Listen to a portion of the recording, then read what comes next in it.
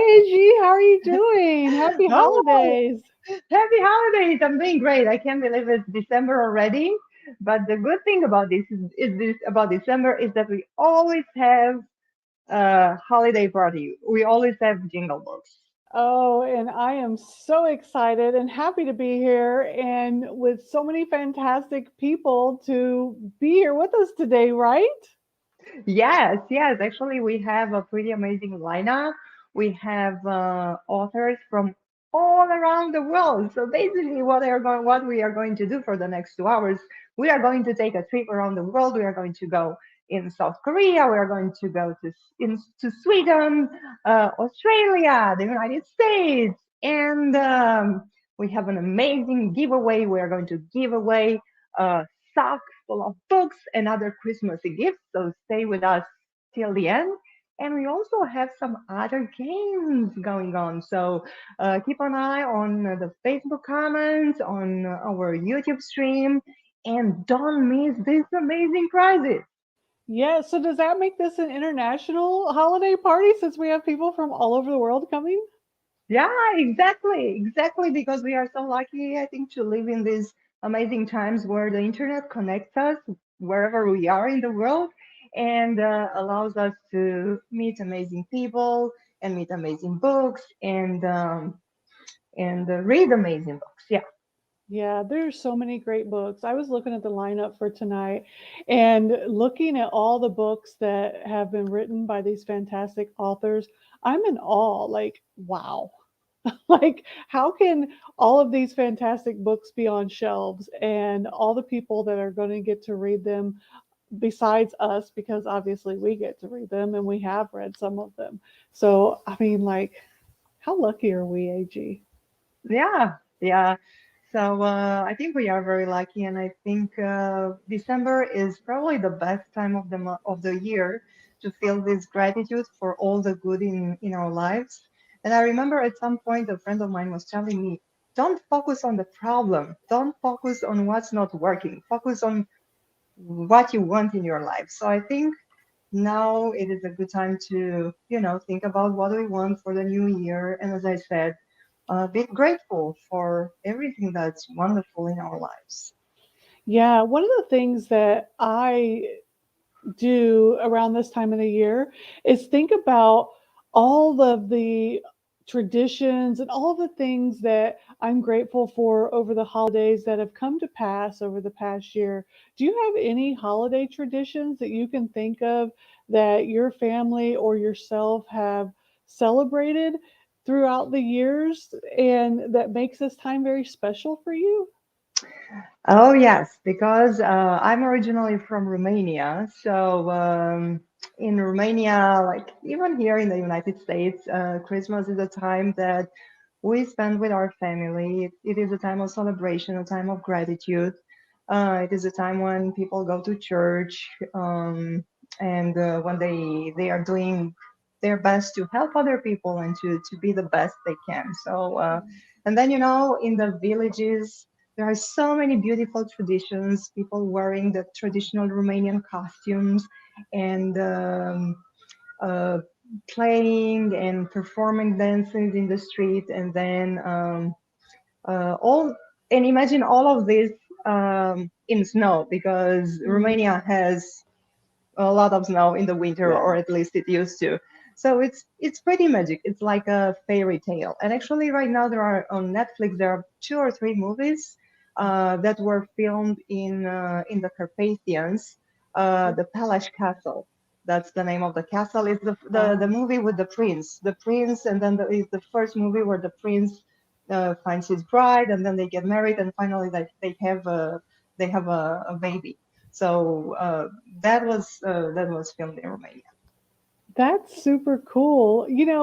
I've always wanted to go to Romania. I almost had my chance in 2015, but unfortunately, I got sent back to Germany from Bulgaria, so I didn't get a chance. But one of the Christmas holiday or the traditions that I remember is spending time with my grandmother.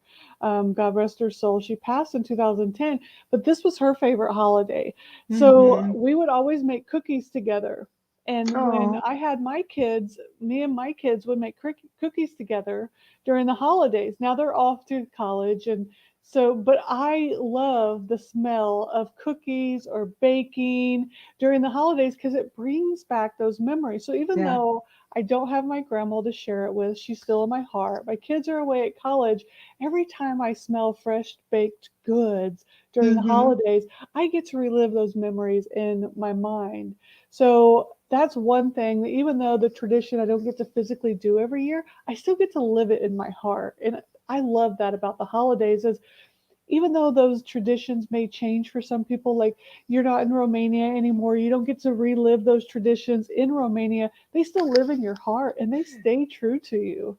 Yeah, that's true. And I think heart is home is where your heart is, and we can bring Yeah. these traditions wherever we are in the world. And I can tell you, we have this delicious cake that's sort of similar to banana bread, but Mm. instead of banana, you put a lot of walnuts, and it's delicious. So there are a couple of Romanian stores in my neighborhood, so I know every winter I go there and I just stock on Romanian food. So yeah, it's such a wonderful time, and it's such a wonderful time to be together with the people we love, with our families, with our friends, and Yeah. whether we do it in person or using technology, it's still a miracle that we can be together and enjoy this time. Yeah. And one of the most fascinating things I find is that authors create these amazing books that make you warm inside. I'm reading some great holiday books at the moment before I go to sleep. And authors are creating these moments in these books that make you just feel warm and cozy, kind of like the movies you watch. So I'm super excited. Oh, And we have with us a very dear and special Hi. Santa. Santa, I've there's got ready to Christmas sing ornaments in Santa. my face. Hey guys, how you doing? Oh, hi, they got it. Wonderful. Santa. CG and AG, it's Oh my Jingle Books. Are goodness. you freaking Yeah, excited or what? yeah, we Yes. are. What have you got there? Oh What's my what's gosh. with those Okay. All boxes? right. Here's the thing. I'm like your little Christmas elf on a shelf with prizes. All Oh right. my goodness. There's two things going on. We got two contests going on. One, of course, is this big stocking that's going to be filled with books from a lot of the authors who are speaking here today at Jingle Books. Actually, I don't know if the books are going to fit in the stockings, but you get the idea, right? We've got Yeah. Clive Rose in there, Oh, and we've got Yvonne Wakefield in there, and Stephen Joseph, and oh, yeah. Laurel and Hill, and Dr. Edward Bynum, and just so many books. I can't even like it's stuffed with them. If you want to see all the books and all the prizes, because look at this. Isn't this the cutest Oh, little toy Oh my ever? gosh. I want to take a ride in that. yeah. Dude, a little Christmas tree. And then we got this old-fashioned top as well. Doesn't that just bring back the Christmas memories, you guys? The Yes. holiday memories. It's not quite a dreidel, but it kind of reminds me of a dreidel too. I want my kids to be little again now. Just for the holidays, and they can go back to being college kids. I And know, I want right? to be a kid again. Yeah. Yeah. Well, I think that's the cool thing about the holidays and Jingle Books is it just brings out the kid in all of us and Mhm. all of those memories. So that prize package we're giving away at the very, very end. I'm going to pop back in with you guys at the end, which is at 7 o'clock Pacific time, give or take. So if people haven't entered that yet, there's still time. You can still do that. Go to the Books That Make You website, click on win, and you can enter to win that stocking stuffed with all of these books and things. The Mhm. other thing I'm doing, CJ and AG, is you see all these presents? We're going to play some games during Jingle Books. I We've love got games. presents that are numbered 1 through 7. There's a 1, 2, 3, 4, 5 is down here, 6, 7. And each one of them is going to be stuffed with prizes. And we've got some other books from some of our bookish friends. A scary book from Robin Reed. Lee Wind donated the green and red and blue and white book, plus prizes like candles from Books That Make You, Mm. little cup, little mug there for putting your hot cocoa in, and pins. Oh, Novelties, we got some sense and sensibility I tea. love Isn't that cute? those. And Yeah. some fuzzy socks and all sorts of stuff. The Oh, best part is this. Can you guys see that? oh, See that that? Yeah, looks what is like that? moolah. Ah, is it real? Yeah, PG, is it real? is it real? $100 bill. Think of all Ooh, the stockings you can stuff with $100 Yes. this year. Oh So my God. this $100 bill additionally is going to be in one of these boxes, one of these presents. Now, what we're doing is we're going to have a game where you get to answer some questions. And we have little elves in the background too. So yeah, you're looking at me and CJ and AG right now. But one of our little elves named Bree is in the background, and she's going to be posting on the Facebook group. So you might be watching on YouTube. Pop over to the Facebook group and make sure you join in there, because when she asks those questions for the game, then you're going to automatically be entered.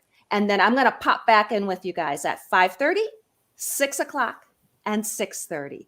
And we'll have one person pick a present from each time. I'll open it up and you'll see if you get a $100 bill or some of this other wonderful stuff. We got fuzzy socks with little pictures on them, and we got some mittens, and we got pins and more. So that's what I'm doing during Jingle Books. I'm like your little Jingle Book elf, Oh, bringing joy and cheer to everybody.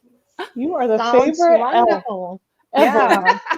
And now we need to kind of go to Sweden because we have our first author waiting and ready to join us from Sweden. So we'll see you in a bit, Desiree, and Bye, guys. thank you for being Bye, our wonderful elf. DJ. So CJ, are you ready to welcome our first guest? Yes, absolutely.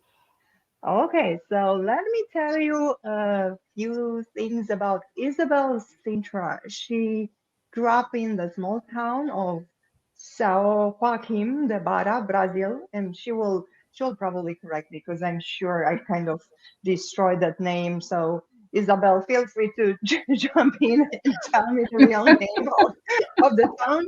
But you love books since you were a child, and now you're actually making the world a better place with your books, which are adorable. The stories are adorable, the illustrations are adorable, and you're right with a very very specific purpose.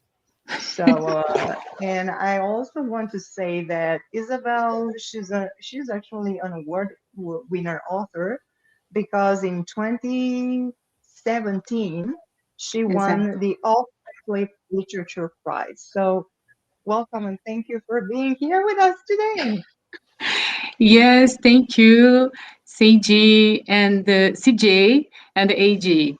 I am a little bit tense, a little bit nervous, of course. This is now it's 2 o'clock in the morning in Sweden, Ooh. and Wow. but it's great. Yeah, I'm happy by being here with you, and I'm grateful also by the invitation from this year. I was too happy.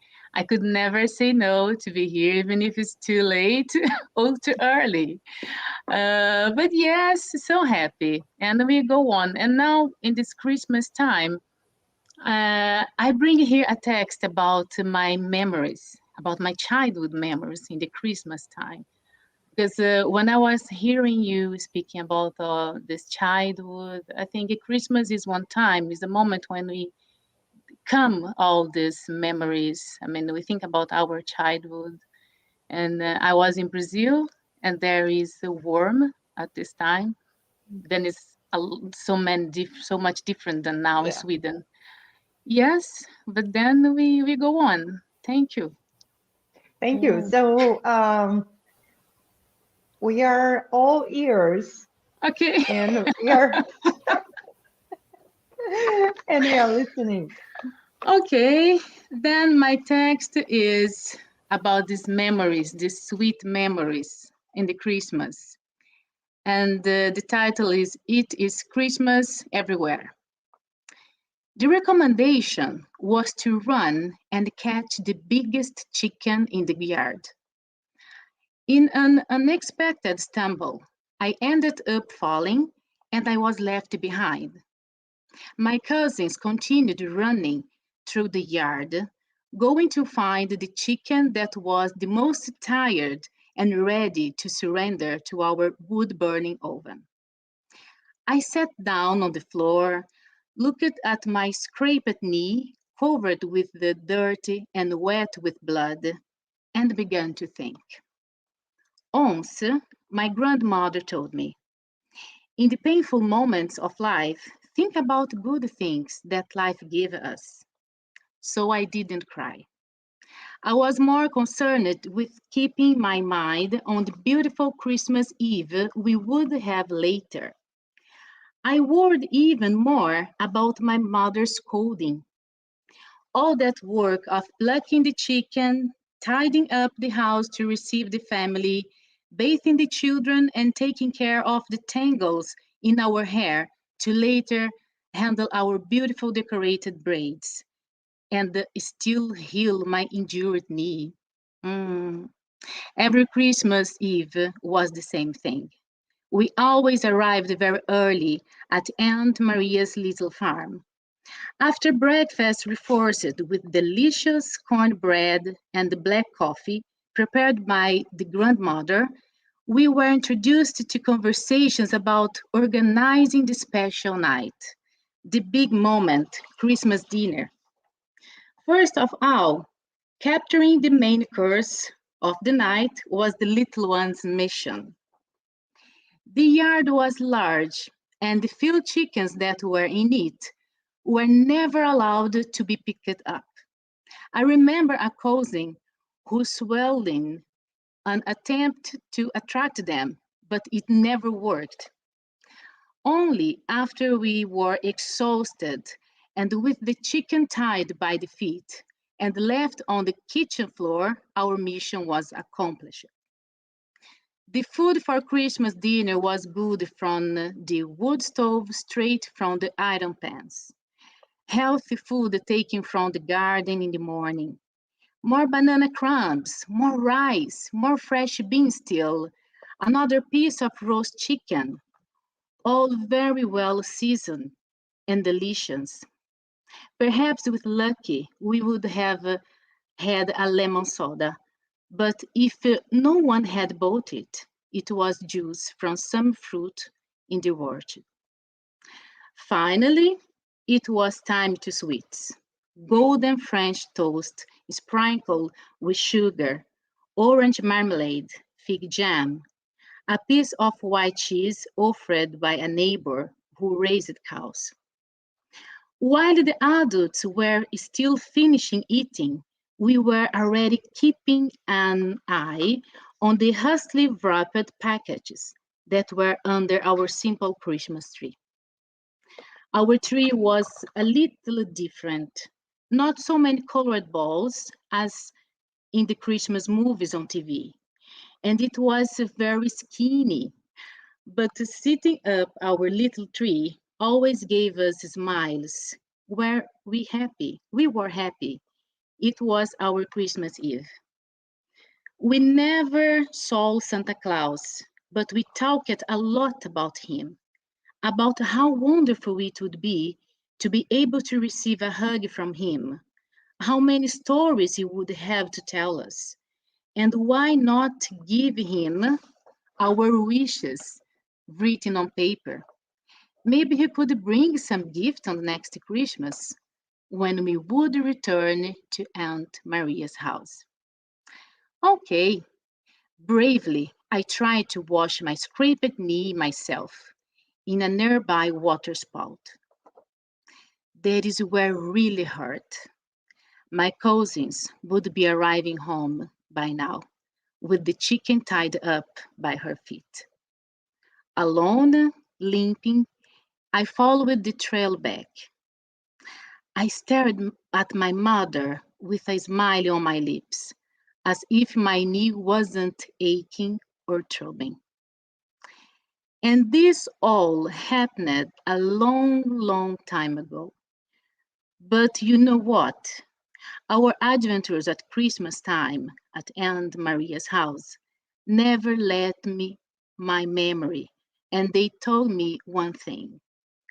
A Christmas night is special wherever you are, anywhere in the world where there are children, joy, and love.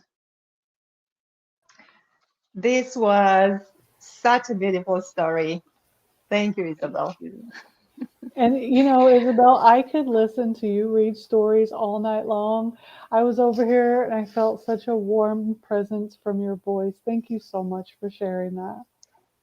Yes, it was really joyful. I enjoyed a lot of writing these memories because it was really like that. And then when we write, we also be happy and then we enjoy the moment. But thank you for the opportunity. Thank you for being here, and we we totally recommend your latest book that came out only recently, The Sweetest Ladybug, Yes, which exactly. is which is a wonderful children's book. And where can we find it, and where can we find you? I have my website, isabelsintra.com, and the sweetest ladybug is already on Amazon. Can we see it And then again? now, yeah, This, sorry. Can we see the Yes, cover? yeah, It's yeah, let's see. beautiful. yes.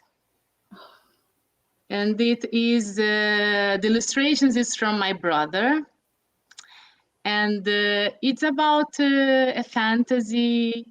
She gets very small. She's very intelligent and smart girl named Joanna.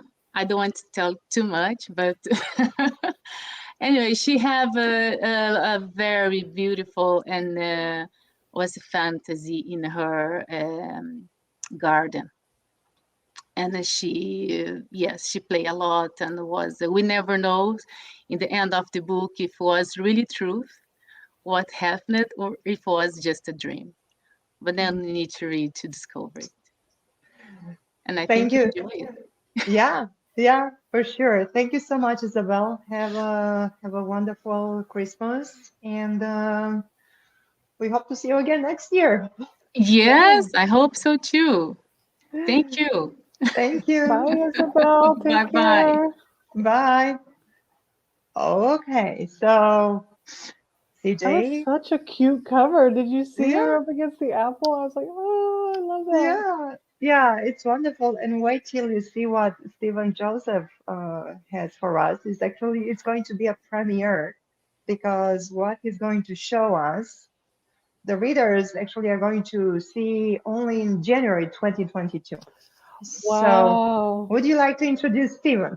Absolutely, because I have seen some of Stephen's previous work, so I'm excited to hear from Stephen. So, Stephen Joseph, author, attorney, negotiator, speaker, fully cured overweight person, and multiple times Boston and New York City marathon runner.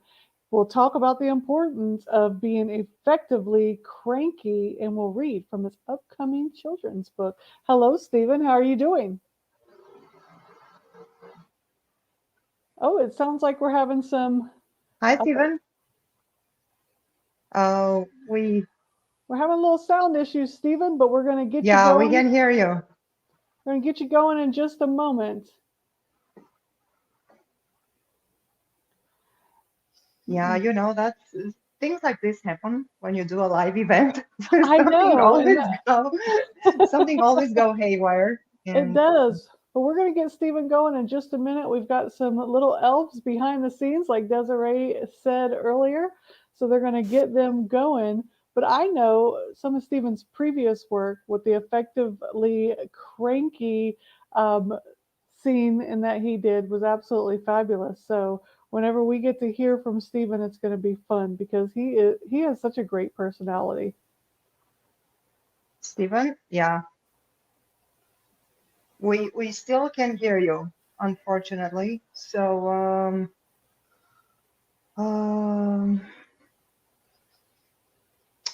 Yeah. I don't know. Should we? Well, I know that we've got Dave behind the scenes working on it. So um, maybe Dave and Stephen can work together and figure out what sound is going on over there. And I know that you're chatting back and forth Yeah. between Dave and Stephen. Do we want to I don't know I if would we have. say I'd bring back Desiree Yeah, while Stephen and yeah. Dave work on their, to figure out the the song, And because yeah, we are close to 5:30. yeah, let's see And what our elf has for us. Hey guys! So Bree, our little elf behind the scenes, has picked a winner and she has messaged her. Yeah, that's a better spot for me. That way I don't have jingle bells in my face. That's a little disconcerting. Um, so she is messaging that person so that we have their number, and the winner's name is Katie, and we're waiting for Katie to pick her number because we have numbered gifts here. We've got 1, 2, 3, 4, 5, 6, and 7.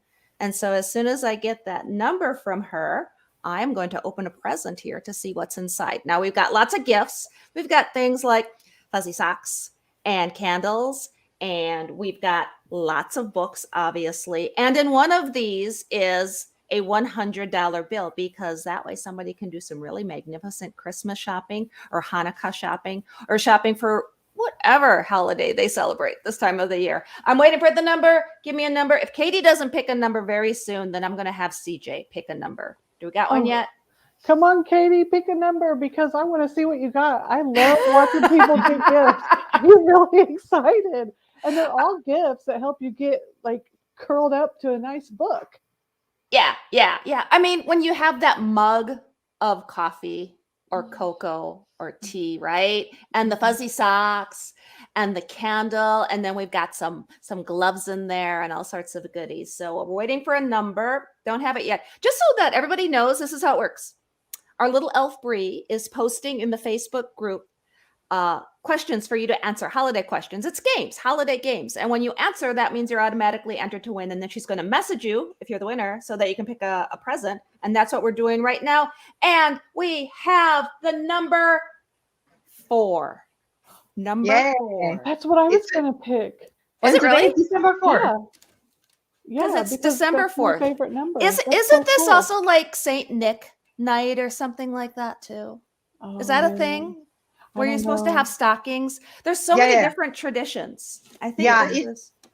In Romania, you will have it on December 5th. So that'll be when Saint Nicholas came, and he would give to the kids. He would give candies and fruit, What kind of small stuff. what did you get in your what did you get in your stockings, AG, when you were a kid? Do you remember? Sweets mostly. Yeah. Yeah, Sweets. sweets. And if I didn't behave, they would put a stick. A stick? Yeah, like a stick.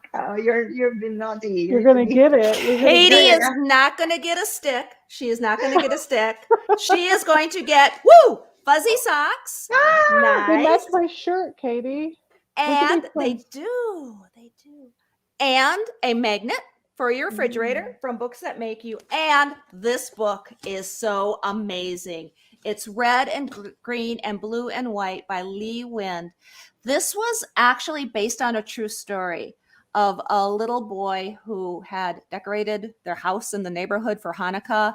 And then some neighbors kind of did some not so nice things, but everybody in the community came together because it's all about celebrating for the holidays, no matter which holiday you celebrate. So Katie, congratulations. You got present number 4. And Wow. in about a half hour, we're going to do this again. So make sure that you're answering those questions in the Facebook group so that you can play the game and possibly pick another number next time around. Yay, Katie, congratulations. That is a fabulous gift. I need those magnets, the book, and the socks. I might have to go shopping. Well, congratulations. Yeah, And, yeah. I'll let you guys continue. Bring That's in right. the next Yeah. wonderful author. Yep. Yeah, and Desiree, we'll see you again at 6 p.m. Pacific time. Hey. Bye, guys. Bye. Bye. Okay, so we've got a first winner, and I see Steven is still here with us. Let's Yes, try. I'm here. Yes, no, I Yay. can hear you. It's a So, Can you hear Christmas me? miracle. Yes, there was some mute button going on. oh, okay, we need to remove that button from all computers. That's from right. every. Yeah. Yeah. Okay. Well, we're so glad Okay. you're here with us, Stephen. Well, I'm glad to be here too. Thank you for having me. So I know you have something special prepared for us today. As I said, we are going to have a sneak peek at something that the readers will be able to see in January 2022 is your newest creation for children. So I'm going to bring the slide. It's my next book. It's coming out in January, and first of all, I have my first book, The Last Surviving Dinosaur, the Tyrannosaurus, and then it came out with the grown-up version, the grown-up guide to effective crankiness, the Crankosaurus method, and this is a book. Actually, it's like a pandemic book. You know, without mentioning the pandemic, that there's a pandemic going on. And it's called Snoodles, Noodles, Poodles, and lots of noodles. Sounds fun. Yes, it is fun. So while we are waiting for the slides to load, I hope it will happen. well, the slides I think are loaded. You see it right here? Yeah, it says it's loading. So yes, yeah. because I see it. Can you see them? Can you see them, CJ? I have it up on the screen. I just see the loading. Yeah, that's what I see. Yeah. Yeah, it looks like they aren't working. So oh no. So while we are waiting, someone else is doing something. Yeah, it's Dave with our elf behind the scenes helping. And if you see me looking away, I'm just staying in touch with the elf. We have some amazing helper elves that are behind the scenes making magic happen, from Bree in the Facebook group doing all of the fun games and stuff, to Dave behind the scenes doing all of our technical stuff, because I just had myself on mute and was trying to talk as well. So like, if we didn't have all these people helping us, yeah, we would be. Let's Stephen, tell us about your book while we are, hopefully this will load. This is a book. It's about this inventor, Herbie Snoodleman, who invented the snoodle, which ran on noodles. And the thing is, you just go to the noodle station or a ramenolium and fill up your snoodle with noodles, and off you would go. You just drive around with your snoodle, and you come home, and all you have to do is press a button, and then all of a sudden you get like a big bowl of like delicious noodles with any kind of sauce you want. So it's really good. It's really yummy. But the thing about it was, before that, everybody ran on the Krautmobile, which ran on sauerkraut, and everybody was really cranky because they would always smell like sauerkraut, and they would just get into like all kinds of fights and things. So once like we got the snoodle, it was just everybody loved the snoodle, and then Herbie Snoodleman opened up the Snoodle Cadoodle Noodle Art Museum, the first museum that focused solely on noodle art. And then things happened after that. Sauer Krudelman, who invented the Krautmobile, wasn't very happy. So he did things, and it just gets a little messy. So yeah, this is what happens, right, in life, when some people see that other people are happy or they are being successful, they get so unhappy that they want to ruin that success. Yes. But they don't necessarily succeed. So unfortunately, those lights, although when we did our rehearsal session, they worked, now apparently they don't want to work, but you can see the beautiful cover of the book. And that's the slides are coming up on this side now. Yeah. This is also a premiere. Yeah, so this is like, someone is scrolling down, and this is the first page of the book. And I could start reading it, which would make me happy. So let me start reading it because I like to be happy and not cranky. Not This cranky, yeah. No, but this story takes place in the future. How far in the future, you may ask? Nobody knows for sure. Maybe the story is just around the corner. Only time will tell. Once upon a time in this future, the air was always clean and the sky was always blue. Everyone was always happy. This was possible because of one man, Herbie Snoodleman. You see, Mr. Snoodleman, as he was referred to, was the inventor of the Snoodlemobile. Someone has to change the picture. There you go. Everyone drove around in their own Snoodlemobile, or just plain Snoodle, as it was affectionately called. What made the Snoodle so special was that it could be powered only by noodles. All you had to do is just put some noodles in the Snoodle, off you would go, and the delicious smell of noodles, not snoodles, would immediately fill the air. If you wanted, you could even add some special sauce of your choice when you filled your Snoodle with noodles. When you arrived home from a long day at work, all you had to do was press the eject button and a fresh and delicious bowl of noodles and sauce will be ready to serve a family of 4, just in time for dinner. Kids in particular loved the macaroni Snoodle because it made an amazing macaroni and cheese. The Snoodlemobile was a technological advance that everyone appreciated. Before, everyone drove around in Snoodles. They had to drive around in Krautmobiles. The Krautmobiles ran on sauerkraut. While the Krautmobile was very efficient, it was also very, very stinky. It was impossible not to have your clothes smell like sauerkraut by the time it was 10 a.m. This was a big problem because it made everyone extremely cranky. No matter how many baths a person took a day, everyone smelled like sauerkraut. Even everyone's clothes smelled like sauerkraut. Even the flowers in the spring smelled like sauerkraut. Because this made everyone irritable and cranky all the time, the world's greatest inventors tried to invent a car that did not run on sauerkraut. First came the bubblegum mobile, then the toothpaste mobile. The worst was the bean mobile. Everyone was unsuccessful until Herbie Snoodleman invented the Snoodlemobile. With the success of the Snoodlemobile, Mr. Snoodleman was able to amass a great fortune. With this great fortune, not only did Mr. Snoodleman open up many noodle shops, but he opened up the Snoodle Cadoodle Noodle Art Museum, the first art museum that displayed solely noodle art. Of course, the most prominent piece of noodle artwork was a masterpiece created by the famous artist Noodle McDoodle.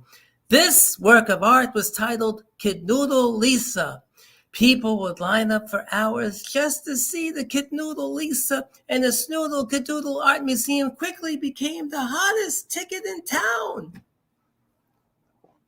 This sounds, Stephen, like such an amazing and great book. And we surely don't want to give away the whole book today because we really want people to, first of all, we are kind of running out of time and I don't know, it's fine. But we want people, what we want is people to actually, now that they know what this book is about, to keep an eye on your author website, on your Amazon author page, and make sure that they get your book when it comes up. Yes. So, oh, I was just having so much fun. I was just like, you know what? I want to read this book. Like, I don't have any small kids at home, but I just want to see her read it because it just noodle canoodle. I just wanted to say all those words myself. Well, thank you. It's a fun book. It's a lot of fun stories in there. Thank you so much, Stephen. Thank you. Tell us, so where can we find you? Where can the readers find you? StephenJosephAuthor.com. That's Stephen with a V, StephenJosephAuthor.com. And you could find my grown-up guide to effective crankiness on Amazon, as well as The Last Surviving Dinosaur and anywhere else where books are sold. And in a month or less than a month, you could get your snoodles and your cadoodles and your poodles, and of course, lots and lots of noodles. Noodles. Yay. Thank you. Thank you. Thank you. And happy holidays. Merry Christmas. Thank you. You too. Same to you. Thank you, Simon. Wow, imagine living in a city like this. That would be something. Oh, that was so much fun. I just Yeah. was just like, oh, I could just sit and listen to this all night. So now let's say hello to our next guest. We said that we are going to take a trip around the world tonight. And now, well, Stephen is in the United States. He's on the East Coast, so we are going to stay on the East Coast because we have with us the one and only David Ruggiero, best-selling author, celebrity chef, and one of our dear known friends. Keep going. He's like, keep lifting me. How you guys and doing? I'm cooking here from the north side of Brooklyn here. You know, with okay, this so what colorful are you shirt. cooking? What are you cooking, David, tonight?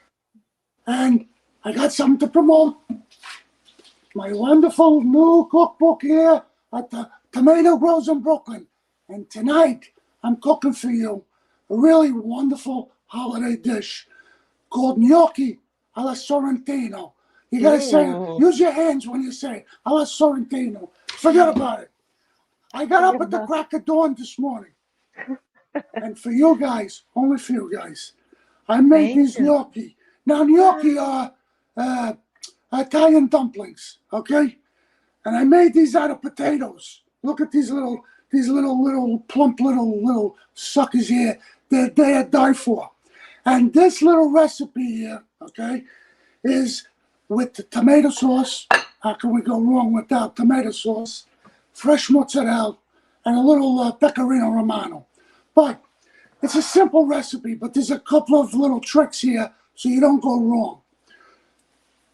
I'm not promoting the brand. I'm promoting certified San Marzano tomatoes. When you're making tomato sauce like this, just straightforward tomato sauce, go out, don't be a cheapskate, go buy some beautiful San Marzano tomatoes. It makes a big difference. Good extra virgin olive oil, right? Fresh basil and garlic, fresh garlic. Now, don't be one of these people that go buy the garlic already peeled in a jar. Don't do that. You go and get fresh garlic, you peel it, you chop it, and this, here I got my sauce cooking, right? I let this sauce simmer for about 18, 20 minutes, okay? Now, in a pot of salted water, I already started the gnocchi cooking. You want to cook them for about, you can make these gnocchi and you can freeze them. And then you can take them right out of the freezer and throw them right in the salted water, boiling water. Let them cook for 4 or 5 minutes till they start to float. That's the telltale sign when they're ready, is when they float. And here, my gnocchi here are floating. And what I'm going to do here is I'm just going to throw them into this sauce here. All right? And then what I'm going to do is, the secret to this recipe, to really make this recipe good, is that these gnocchi are baked in the oven. And when you bake these gnocchi, they puff. And that's the difference between a heavy, really heavy gnocchi and a light, fluffy gnocchi. So this one here, all right, I put them in a tomato sauce here, all right? And here, we just want to put them in a nice oven-proof dish, all right? And don't be too cheap with the sauce. There, like that, all right? And then, here I got some fresh mozzarella that I sliced ahead of time, okay? And then what you want to do is, you just want to put that mozzarella on top like that. All right. And now I made the gnocchi. In the book, I give you the recipe for the gnocchi. But you can go out and you can buy frozen. They do sell them pretty decent brand frozen gnocchi out in the stores. All right. And here I have a nice pecorino romano. Now, don't buy you don't want to buy peeled garlic. Don't buy cheese already grated. It don't taste like pecorino or Parmigiano for that matter. Go get a nice piece of cheese. Grate it yourself. How hard is it? Come on, give me a break. We're not cooking for the Third Army over here. So here, give it a nice. Look at that. And then what you want to do is you're going to throw that in the oven like that. 375 degrees for about 15 minutes. And then, with the magic of Jingle Books, we got one already done here. Look at this. Oh boy, oh boy. Oh, wow. This is now, we're not fooling around over here. This ain't no low budget show here. This is the real deal. And look It's at the this real here. stuff. I want you to just, oh boy, look at this. No, Look at okay, this. sorry. I got excited. Hold on. This, even if you're not Italian, when you smell this, you taste this. You say marron, forget about it. This is the die for. Oh, I think I'm gonna faint. There are not many foods in the world that are gonna make you cry. Italian food is one of them. I don't cry over an egg roll, but I play the macaroni, but play the gnocchi like this, I could cry for. The recipe and all the wacky stories are in my new cookbook, A Tomato Grows in Brooklyn, right? I got 45 grandchildren to feed. Please go out and buy the book. Buy for the whole neighborhood because you can never go wrong. It's a hardcover book. Forget about it. It's second to none. You're going to enjoy it. And you're really going to enjoy it. Great stories, great recipes, a lot of good pictures in there. And you'll find the gnocchi. You find even the gnocchi itself, how to make the gnocchi and everything in the book. And I really hope you guys went out there and knock your socks off. Enjoy it. This has been I hope you guys enjoy in Jingle Books. This is a wonderful thing. A lot of great authors. Go out and buy everybody's book, not just mine. Forget about everybody's book. But I hope you ladies enjoyed that. Thank you, David. You Wow. were wonderful as always. And now I'm starving. Thank you so much, David. Thanks so much. Thank you, and Merry Christmas and Buon Happy Natale. holidays. Buon Natale. Buon Natale. Bye. Bye. Wow. Oh, Now- man. Now I'm hungry. I'm so hungry. Like when he put that spoon, I was like, wait, I can't get a bite. Like virtually, I forgot. I got really excited. Yeah, David's book is a wonderful gift for Christmas. It's got amazing recipes, and of course, it's something that is going to look very, very good on the shelf. And His cooking show too, because I could Yeah. totally watch him cook Yeah. all day long in my recliner. he was great on TV, and maybe he will come back at some point. We have another amazing author joining us from the United States too. Yes, we have Yvonne Wakefield. Super Yay. excited. Hi, Yvonne. Hello, everyone. I'm hungry Hi. now. Yes, David did such a good thing. Man, he is a cook. Thanks for being here with us, Yvonne. You guys, we have such a treat with Yvonne Wakefield coming from Oregon and her home studio along the Columbia River, right? Almost like Colorado. No, totally. It's a Columbia River. You guys, Yvonne is going to give us a treat tonight. She is going to trim a wick from a kerosene lamp and maintain the light to teach you guys how to write and read without electronic illumination. Yes. So my books, the first book, Babe in the Woods, Building a Life One Log at a Time, I wrote by hand in a journal, paper journal with a big pen. The same with the recently released Babe in the Woods self-portrait, all by the light of this kerosene lamplight. I have about 8 of them up at this cabin that I still own, which is central to the book that I write about. So I just researched what I bought a 55-gallon drum of kerosene like 35 years ago, and I'm still using it. And that's when kerosene cost 30 cents a gallon. I just researched it now. It's between $10 and $20 a gallon to fill these kerosene lamps. Wow. So kerosene lamp, you put the kerosene in here. This opens up and you pour the kerosene in. And this is the wick. And this is really important when you're trying to get the proper illumination.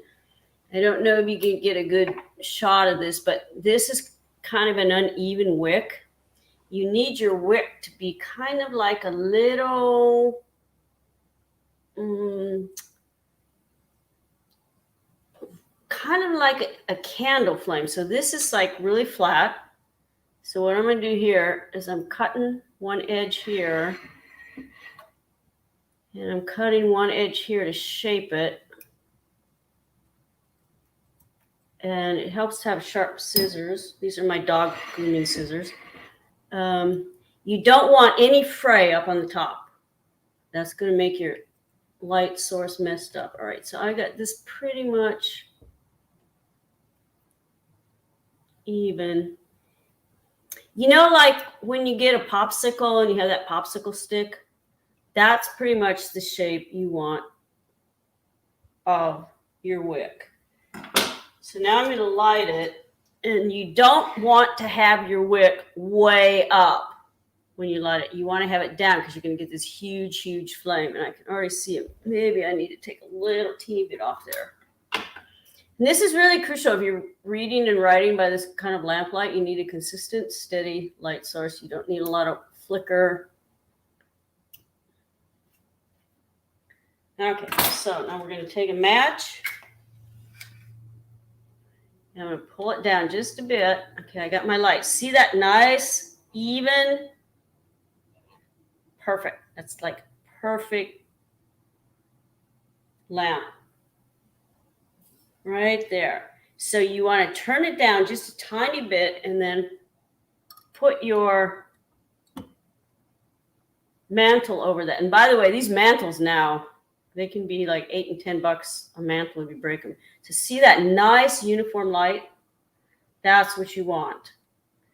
Now I want to show you something. So if people use kerosene lamps, if you go like this to like increase it, what's going to eventually happen is you're going to get a lot of black up in here, which you don't want.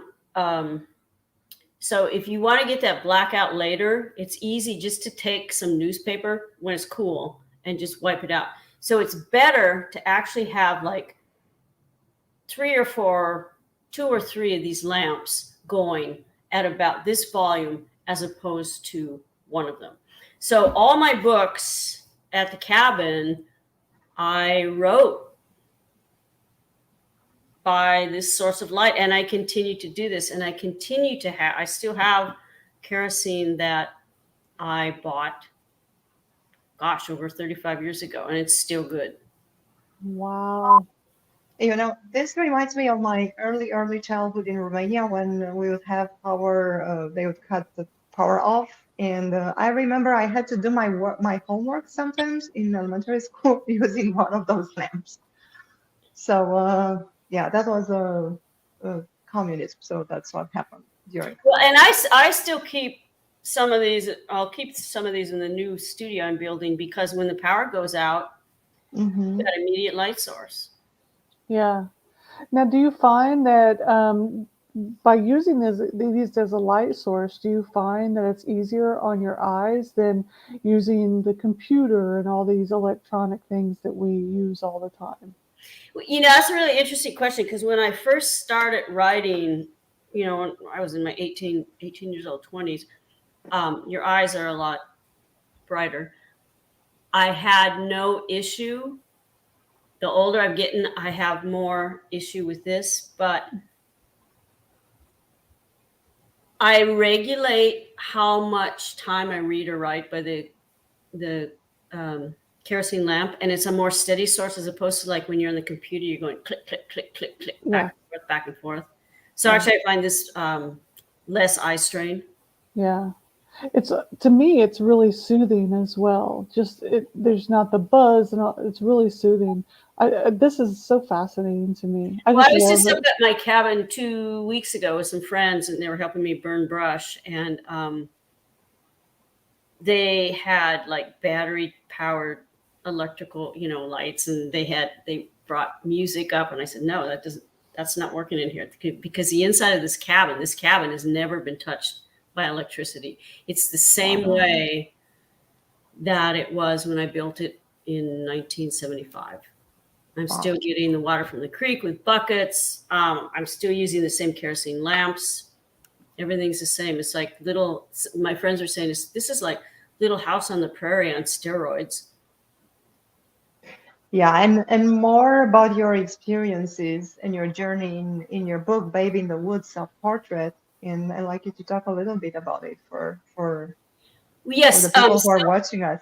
Self-Portrait continues the story of Babe in the Woods, building a life one log at a time, which is the first book. It's about when I went up there and built a log cabin, and the year I lived up there. And Self-Portrait continues. I'm in my early 20s, and I go back up to the cabin, and I get introduced to rogue bears. I start to build a log studio. And so the sequel, this one takes you up to like the next 3 years after I built the original cabin, where I'm building a studio dealing with rogue bears. I no longer live there permanently, but I'm going back up there every summer, I think for about 6 or 7 years. But there's one part, because it's at Christmas time. Yeah. And I was an orphan. Now I'm an orphan childless widow. And so this is about Christmas for me. And I was I had just found a place in Mendocino, California, where I got an art scholarship. I'm in my early 20s. And I decided I can't be there over the Christmas holiday. So I ended up getting in my truck and driving back to the cabin. So I just want to read this passage. And it's from chapter 4, and it's page, let me think, it's page 21. So actually, at that point, I was sleeping in the back of my truck while I was helping somebody build a house, and I was all alone. So I decided I would go to Mendocino to get a dinner, and there was no dinner. There's no restaurants open. So I will start reading from here. So left to my own devices, I walk along the boardwalk, then duck down side streets where pole lamps ensure I can find my way back to the truck. The Point Cabrillo lighthouses moans north.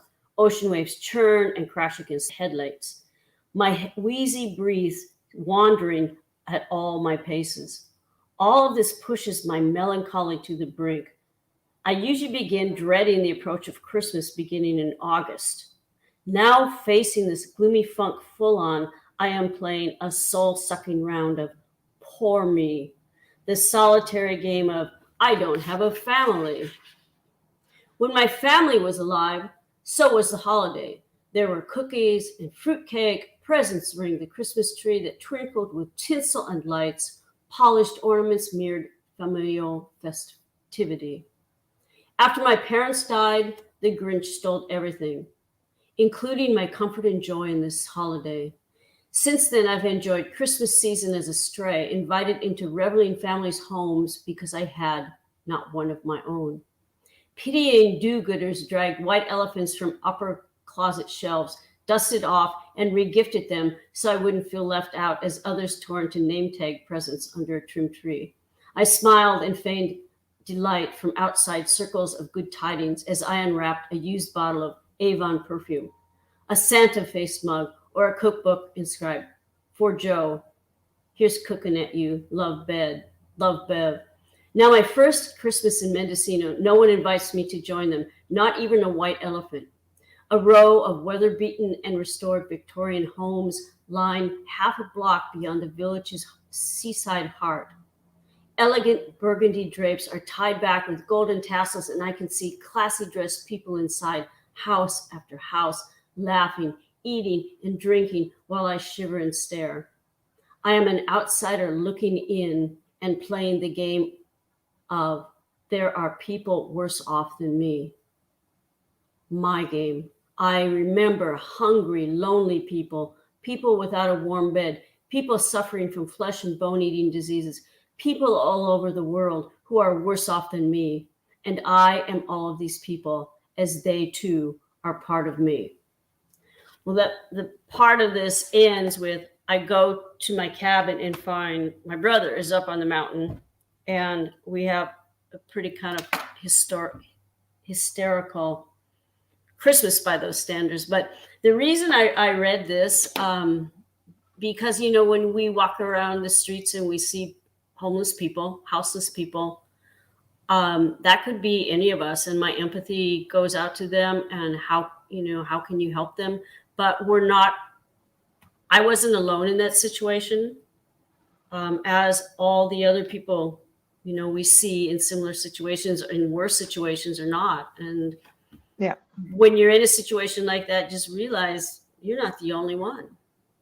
Yeah, exactly. Thank you so much, Yvonne, for being with us today. Where can the readers find you? Readers can find me. They can find my books wherever books are sold. I just had a really cool new website that just launched last week. It's YvonnePepinWakefield.com. I am also a visual artist, so it shows the array of artwork I do. Talks about my books. And if anybody is ever in the Dalles, Oregon, you can contact me and come and visit my brand new studio on the Columbia River.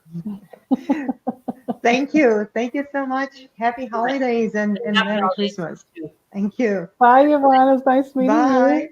You too. And now it's time to bring back with us our favorite Yeah. elf. Yeah. Yeah. Yes. Put me on the bottom, baby. That's where I belong. Yeah. Otherwise, I get those jingle balls in my face there. Anyway, guys, how you doing? How's the eggnog flowing? Oh, you know, we're having a little fun over here. I gotta say, Yvonne Wakefield, I admire her and respect her. She just blows me away. She is so multi-talented and so entertaining. OMG, David Ruggiero, you're right, CJ. He made my mouth water. I am starving now. And, you know, I just got to say, you're in for a treat, because I know some of the other authors that are coming up in just a little bit. And, it's going to be so much fun. But first. How's the game going? It's going good. Alyssa is our next winner. Alyssa, congratulations. She has picked box number 6. You ever do that? You ever shake the boxes to see what's in them? Always. You have to, right? Okay. She got, the Scary Christmas book by Robin Reed. And there's a bunch of goodies in here. She got the mug, the books that make you mug, and the candle. And then we've got some pins, a couple of pins, and a magnet in here too. So congratulations to Alyssa. And again, we're going to do this again in about a half hour. And if you want to play the game, make sure that you're doing it in the Facebook group. Bree, our little elf, is going to be posting another one very, very soon. And maybe, just maybe, the box you pick is going to have that $100 bill in it. Yeah, that's still on, right? Yeah. It's like a golden ticket still at play. Yeah. See you in half an hour. I did watch that movie earlier. Bye, Desiree. Bye. CJ, are you ready for our next guest? I am so ready and so excited. Okay.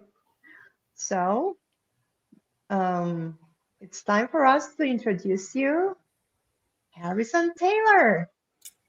Hey, how's everyone doing? Hi, Hey. Harrison. Happy holidays. Happy holidays. So, let me tell you a little bit about Harrison before we dive into our conversation. So, he was born in Colorado. He's the author of the breakout novel Those Who Hunt Wolves. It's a thriller, and I can't wait to find more about it.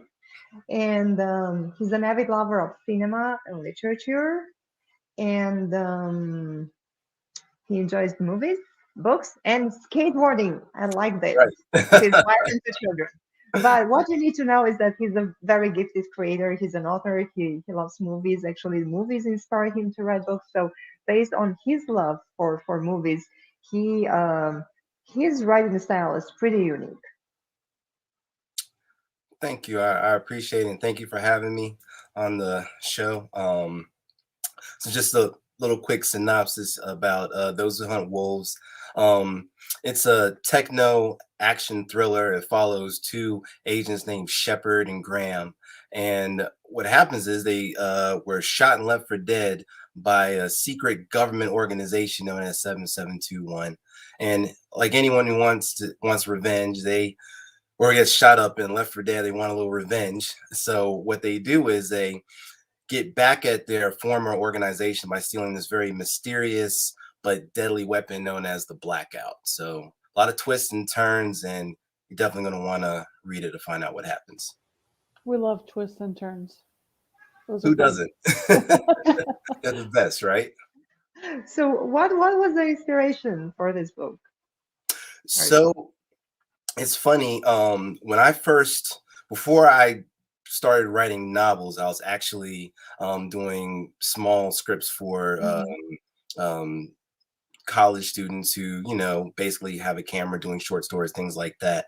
And one of my buddies who's a director approached me to write a short about a heist. And what ended up happening was when I wrote it, he said, listen, I love the script, but we don't have the budget to do the things that you want to do. And that was a little bit discouraging for me. And I said, well, there's no boundary on imagination. So I switched from script writing to writing novels. And this was the book that I came up with based on that. How hard it is to write your first novel? Because I know so many people who are avid readers, they have a story or more stories within themselves, but then they think, oh, maybe, I'm not good enough, and it's always hard to take the first step. Absolutely. First step's always the hardest. When I first started writing the novel, this novel, I had a lot of struggles with it.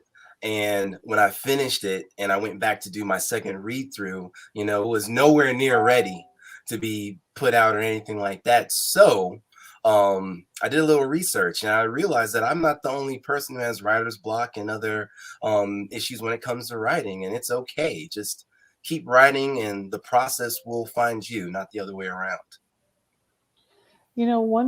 One thing that I've heard is from script writing to novel writing, from novel writing to script writing, two totally different worlds.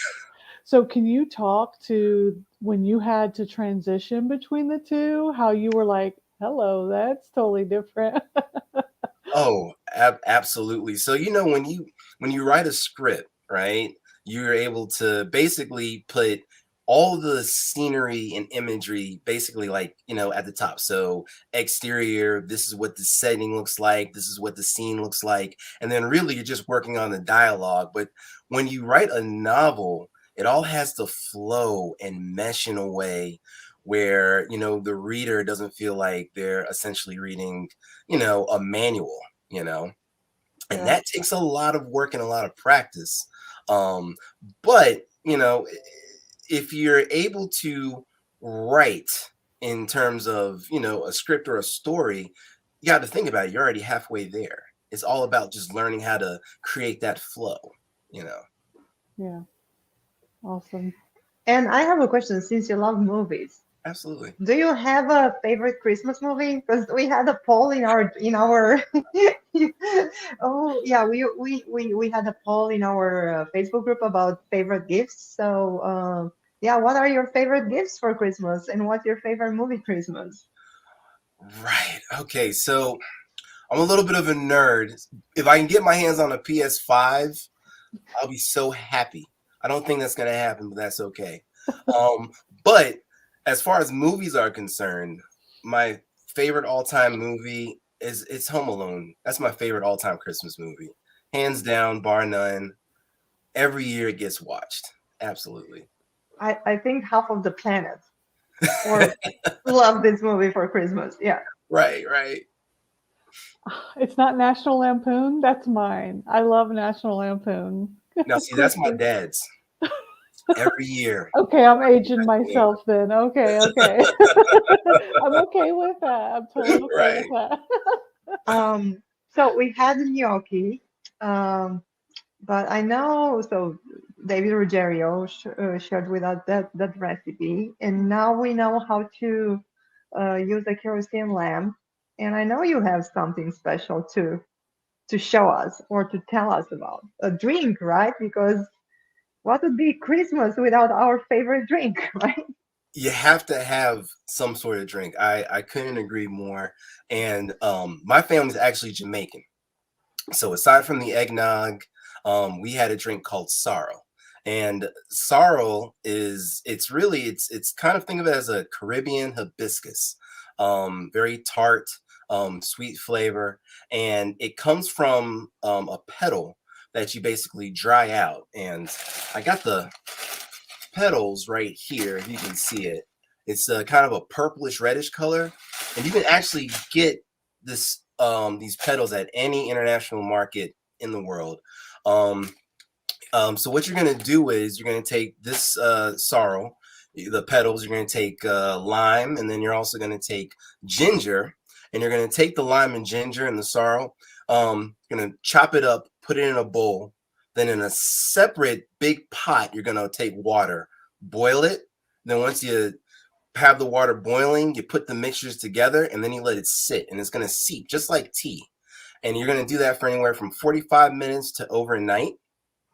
Once you finish with that, you take that mixture, you strain off the petals and the ginger and the lime, and then you get this concoction right here. If you guys can see it, it's kind of like a reddish mixture, and it's a very sweet, tangy drink, but no Jamaican sorrel will be complete without this guy. And this is, if you can see that, it is Jamaican white rum. And I'm gonna tell you, this is a public service announcement. Proceed with caution. Okay. This, if you just want to taste, just a shot, not a lot. If you want to be a little bit more adventurous, just don't drive. Thank you so much, Harrison. Yeah, It's wonderful having you here. So where can we find your book, and where can we find you? right. So I'm affiliated with the Metal Rooster Publishing House. They're the folks who are actually publishing my work. So you can check them online at metalroosterpublishinghouse.com. And the book, Those Who Hunt Wolves, will be hopefully ready to rock on Amazon and other venues. February 22nd. Awesome. Wonderful, wonderful. Thank you so much. Happy holidays and, Thank and you. Merry Christmas. Thank you Thank for you being here both. with Bye, us today. Harrison. Thank Bye. you. Thank you. Thank you. Wow. You know, we need more time with each other, but Yes. yeah, all of them, they have so many interesting stories and so many wonderful books. Yeah, we could have an hour with each of them easy and have so much to talk to about with them. Yeah, yeah, and wait till you meet our next guest. Oh my goodness. I have been reading and looking at everything about Susie here, and I'm telling you, I think everyone is going to absolutely love and want to listen in on Susie. Susie, you're muted there. Can you? Yeah. I Hi, got Susie. you. Hi. So nice to Hi. meet you. I'm so Nice glad to that meet you're you too, here. PJ. I'm going to just tell everyone a little bit about you real quick so that they know what we know about you, because they're going to be excited to listen to some more um, about what you have for us. Susie Newell has her doctorate specializing in coping mechanisms for women with substance use disorder. Her work as a nurse, anesthesiologist, and obstetric units in the epicenter of the opioid crisis exposed her to the day-to-day roadblocks people face not just within the world of substance use disorder, but in everyday life as well. While in Guatemala during the 500-year of resistance campaign, she met a woman who inspired her to return to school and ultimately work in anesthesia. This all sounds perfect on paper, but along the journey, she lost half of her family, lost a good portion of her mind, and fell down hard. She was lucky enough to get back up and then get back up again. Susie, what a phenomenal story. I can't wait to hear more of what you have for us tonight. Thanks. I was going to start with just reading a little bit from my book. It's Please. The Path 365, Daily Direction for Ladies, Mothers, Witches, and Others, although we do swear on the inside. So it's got all sorts of artwork in it. So there's 28 sections, and each section starts with a theme and then some artwork. And I based the writing on the research that I did. So I studied coping mechanisms largely to set up meetings and for women with substance use disorder. And then I realized these coping mechanisms are based on neuroscience. They're based on quieting the mind and quieting, getting your body to feel good again. And that's good for everybody, right? That's just good for everybody, especially in this season where everybody gets a little sad. So I'm going to read entry number 3. It's a personal favorite of mine. Open your heart. Compassion is revolutionary. In order to heal from our history of trauma or abuse, or really anything, last week in the grocery store, right? We have to be open. The anxiety and pain are byproducts of fighting. The internal war we feel flares up when we are shut down, living in fear, and listening to that voice in our heads. Tell that bitch to shut the hell up. She isn't welcome here. Now, let something else flow in. Let it replace the constant negativity. Compassion for yourself and others is a good place to start. It softens the edges, begins the healing. Picture your heart as a vessel. Pour only elixir from the fountain of life into it. Clean out all the pain and negativity. You are on a journey now, and you no longer do bad things. Being wrong is natural. You learn how to improve and move forward. This is only possible if you are willing to learn, willing to be open to all the possibilities, willing to take that leap of faith, and be honest with yourself. Be honest. The intention for this day is what negativity keeps your heart from truly opening to others. Wow. Bravo.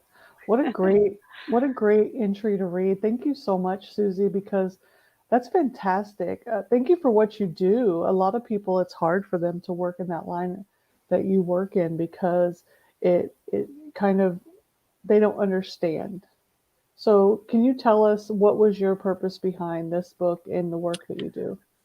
So my this is sort of depressing for Christmas, but we'll start and we'll get happy at the end. My sister died of an overdose in 2017, and at 3 a.m, my niece, who was 5 months pregnant at the time with my sister's first grandbaby, calls up, and I knew that she was dead before I answered the phone. Mm-hmm. And I picked up the phone, and my niece says, this is it, we're done. And we all just took a deep breath and got together and had a good old fashioned Irish wake, which is, involves all the drinking and stuff. And yes, I do know the irony there. It's not like the best thing to do for someone who overdosed, but that's my family, right? Mm-hmm. And so we went to, I got back to work, and I work in the epicenter. I really do work in the epicenter of the opioid crisis. And I went back to work and put epidurals in 3 women in active heroin abuse at the time. So I went back to my room afterwards and was reading the cards from people that were saying, sorry for your loss and what have you. And I thought to myself, I gotta do something. And I just didn't understand why some people get it and some people don't. And so I started doing investigation, and then I went back to school, and then I got my doctorate in this stuff. And I really buried myself in the neuroscience and realized that the endorphins and the the dopamine levels. People who get depressed, or even, you and I, when we have days that we get down, Yeah. we all have lower endorphin and dopamine levels. And that's physiological. Like, imaging science can show that in your brain. And there are ways that you can feel better. And so they revolve around the idea of the mind, body, spirit, but not like, oh, mind, body, spirit. I mean, that reading was a little hippie, little groovy, but quieting the mind is part of raising your dopamine levels and creating a natural antidepressant in your head. So it's all kind of based on science. Yeah. And I think it's so important because this time of year, it does bring up a lot of emotions for some people. So it's very, very important that people understand while we celebrate, we also need to be very cognizant of the people who this does bring up very strong emotions for them. So thank you so much, Susie. It was very wonderful to have you here and to listen to what you do to help people in crisis as well as bring awareness to it. Thank you. And I think your book is a wonderful healing tool, self-healing. So people can use your book for that. And I know there is a whole technique. There is a whole science behind the techniques you share in the book for people. Yeah. So the mind, body, spirit. So what I begin with is you have to clear your mind, right? So this is kind of the foundation. You go through this sort of over and over in the book, and there's 28 sections, but you don't recognize that you're going through it, right? Because it's basically written like poetry, and it's very artistic and beautiful. And so you don't feel like you're going through this method or anything. It's just sort of a daily direction. And the method behind it is so that you clear out the mind, you go ahead, go to counseling, address the problems in your life and write them down, read self-help books, do that kind of thing. And that's the mind work. And then the body work is all the stuff that we do, that we focus on in society, but we're all really bad at, right? So that's like your diet or your exercise, but it's not that diet or that exercise. It's recognizing that you need to work on those things a little bit and put a little bit of effort into that every day. And by doing a tiny bit every day, you can bring up those endorphins. And so endorphins are your natural morphine, right? They're your thing that feels good. And people talk about a runner's high, but we do a little bit of that every time we eat well and every time we exercise. And so if you say, like, you binge out on horrible things and the next morning you wake up and you feel like you have a hangover, because you actually do, you've kind of crushed your endorphins for the night and you need to work on that the next day. Like Elle Wood said, happy people don't kill their husbands. And so happy people exercise. My husband loves it that I exercise because I don't want to kill him most of the time. So then the last one is the one that is really the groovy thing, but that is so important. And it's the dopamine. Dopamine is your natural antidepressant. And the way that you grow your dopamine levels is to quiet the mind.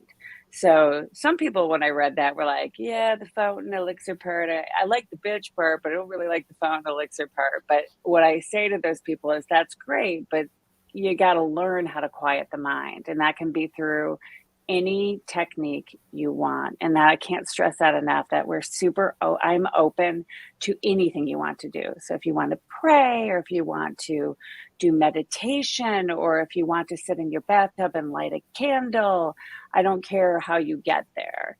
You just have to learn how to do the mind quieting techniques so that you can increase your dopamine levels. And once you start getting in the habit of doing a little bit of all three of those things, then you end up 5 years down the line, you're just happier. So there's no set plan. There's just daily direction.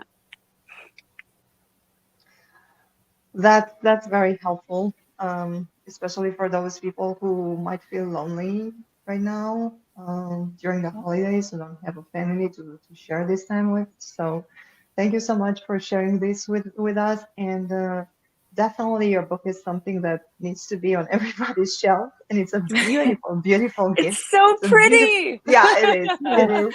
So pretty. Where can we find you? And I have a obviously your book website is right now. I don't have it on large release yet. We're working on that, but you can buy as many copies as you want on my website at www.thepath365.com. And there's a link to there, takes you right to where to buy the books from. So please feel free to buy one for your circle of friends, because, you know, this and a candle is like a totally perfect gift Yeah, I for agree. all your Thank you. girlfriends. Yeah. Thank you. Thank you Thank so much, you. Susie. And Merry Christmas and Happy Merry Holidays. Christmas. Thank you so much. Bye. It was really Thank nice you. to Thank see you. you guys. Thank you for being here with us today. All right. Wow, that was very inspiring. So who's next? So, next, after Susie, we have Dr. Edward Bruce Bynum, a clinical psychologist and former director of the behavioral medicine program at the University of Massachusetts Health Science. How are you doing, Dr. I'm Bynum? very good, CJ. And AG, how you doing? How you doing? I'm doing Wonderful. fantastic. Good, good. Well, I'm glad Thank to you. be here. Glad to be here tonight. I got some really good news. My book is about good news. Yay. I'm a psychologist, and what I do is I see people and families in treatment. That's what I do. And my background is in psychosomatic medicine, mind-body medicine, and family therapy and so on like that. But anyway, in practice for years and years and years, I see a lot of people coming in varying conditions with a lot of distress. And in particular, over the last, I don't know, a couple of decades, people come in with a lot of issues around who they are, you know, and pulled apart by those kind of questions. So part of my work, and this book is about this, is about what are the deep, really primordial, deep connections between us that draw us together. And I was very excited to find that there is a tremendous current in science and medicine that is going into the same deep ocean that all of our traditional spirituality is going in. Like Christmas right now is about the good news, about what brings us together and what we celebrate. And I found that deep down, we all come from not only the same place physically, psychologically, but also psychically. So that's why the book was called, Our African Unconscious. So everybody knows by now that all of humanity came out of Africa. We all know that. That's not even controversial. And that we started going off into our different continents and everything else and started changing and looking different. But science has told us that deep down, we're still the same creature. We're still the same species. We're still the same. And my exploration was to find out that not only are we that way physically and in our DNA, but we're also that in our minds. And that's really important. It's really important that we're that way in our minds. And it's a very soothing thing to realize that, not only do the great spiritual traditions, certainly Christianity does, and all the others, but also science is now saying that we're all brothers and sisters. Really, we're all brothers and sisters, and that we can begin to celebrate that with science as our backing. So that's the good news that I've come forth with, and that's why it's been called our African unconscious, not just our individual unconscious or the collective unconscious, but our African unconscious, because we've been around for at least 200,000 years. We have, in our present form, about 200,000 years, Homo sapiens sapiens. We've only begun to look different in the last 35,000 years or so. Before that time, we all look pretty much the same. And we have the same blood, and we have the same physiology and the same DNA deep down. So it's to me, a very soothing, uh, um, positive, nourishing image to bring about, particularly at this time in the world, because we're going through an awful lot on the planet right now. I mean, look at all the ecological crises that are going on. And by the way, every time there's been a major climate change in the history for the last 6 million years, variations, a new form of us is coming up on the scene. Wow. Yeah, a new I did form not know that. of humanity has sort of like tweaked the environment, the climate has kind of tweaked us, and we've emerged into something else. Before that, we were these kind of creatures running around called Australopithecines, running around in Africa, you know. And then the climate changed, and we went from Australopithecines, and we became Homo sapiens, one kind or another. And then the climate changed again, and we became Homo sapiens sapiens, what we are now. And now we're having a major ecological change again. And for the first time in our history of our species, we're about to step off the planet. Think about that. That's true. Yeah. We're about to step off the planet. You know, it's not space exploration. It isn't just for the governments anymore. They're starting to do it with private companies and enterprises. There was only about 60 years or so between the time of the Wright brothers at Kitty Hawk and people tinkering in their garages with combustible engines, creating cars and that early airplane. 60 years later, we're walking on the moon. It is Yes, so yes, fascinating. exactly. Since you're bringing the good news, and December is a time of celebration. I know there is a lot going on, but it's always, if we stay in our hearts, probably we can find the joy. Yes. What is the most exciting thing about being alive now, other than, as you said, just stepping off the planet? I think one of the most exciting things is that we are coming together, sometimes kicking and screaming, but we're coming together as a species for the first time. We've got look at us right now. We're on different continents, and yet we're all speaking at the same place at the same time. So our technology, despite all of its problems in other ways, is sort of like forcing us, bringing us together, and it's creating the global community. So for me, that's one of the most exciting things. I mean, the dark side of that is, a virus can spread like that too. Yeah. Right. But the other side of that is that people can have compassion for people in a totally different part of the world who don't look anything like them when a sadness or an event, and their hearts pour out to them. So that's an exciting thing also. So that for me, and the fact that, we are changing right in front of our own eyes, and our deep minds, just like the person who was speaking before, talking about quieting our minds.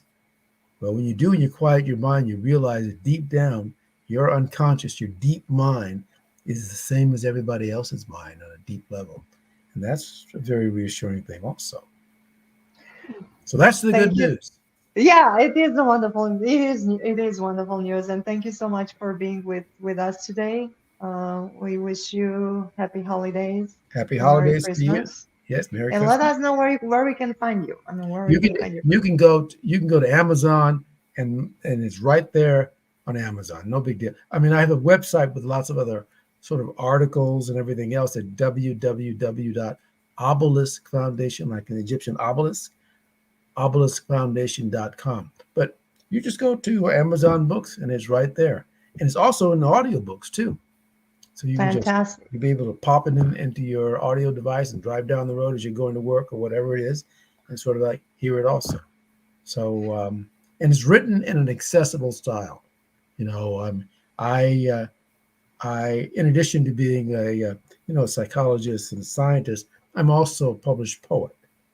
So that comes into the way that it's written. So it's written to be heard, and it's written to be sort of like engaging and entertaining at the same time of expanding our horizon. Because my goal is to show that we're all part of the same family, and that it is essential that we recognize that now.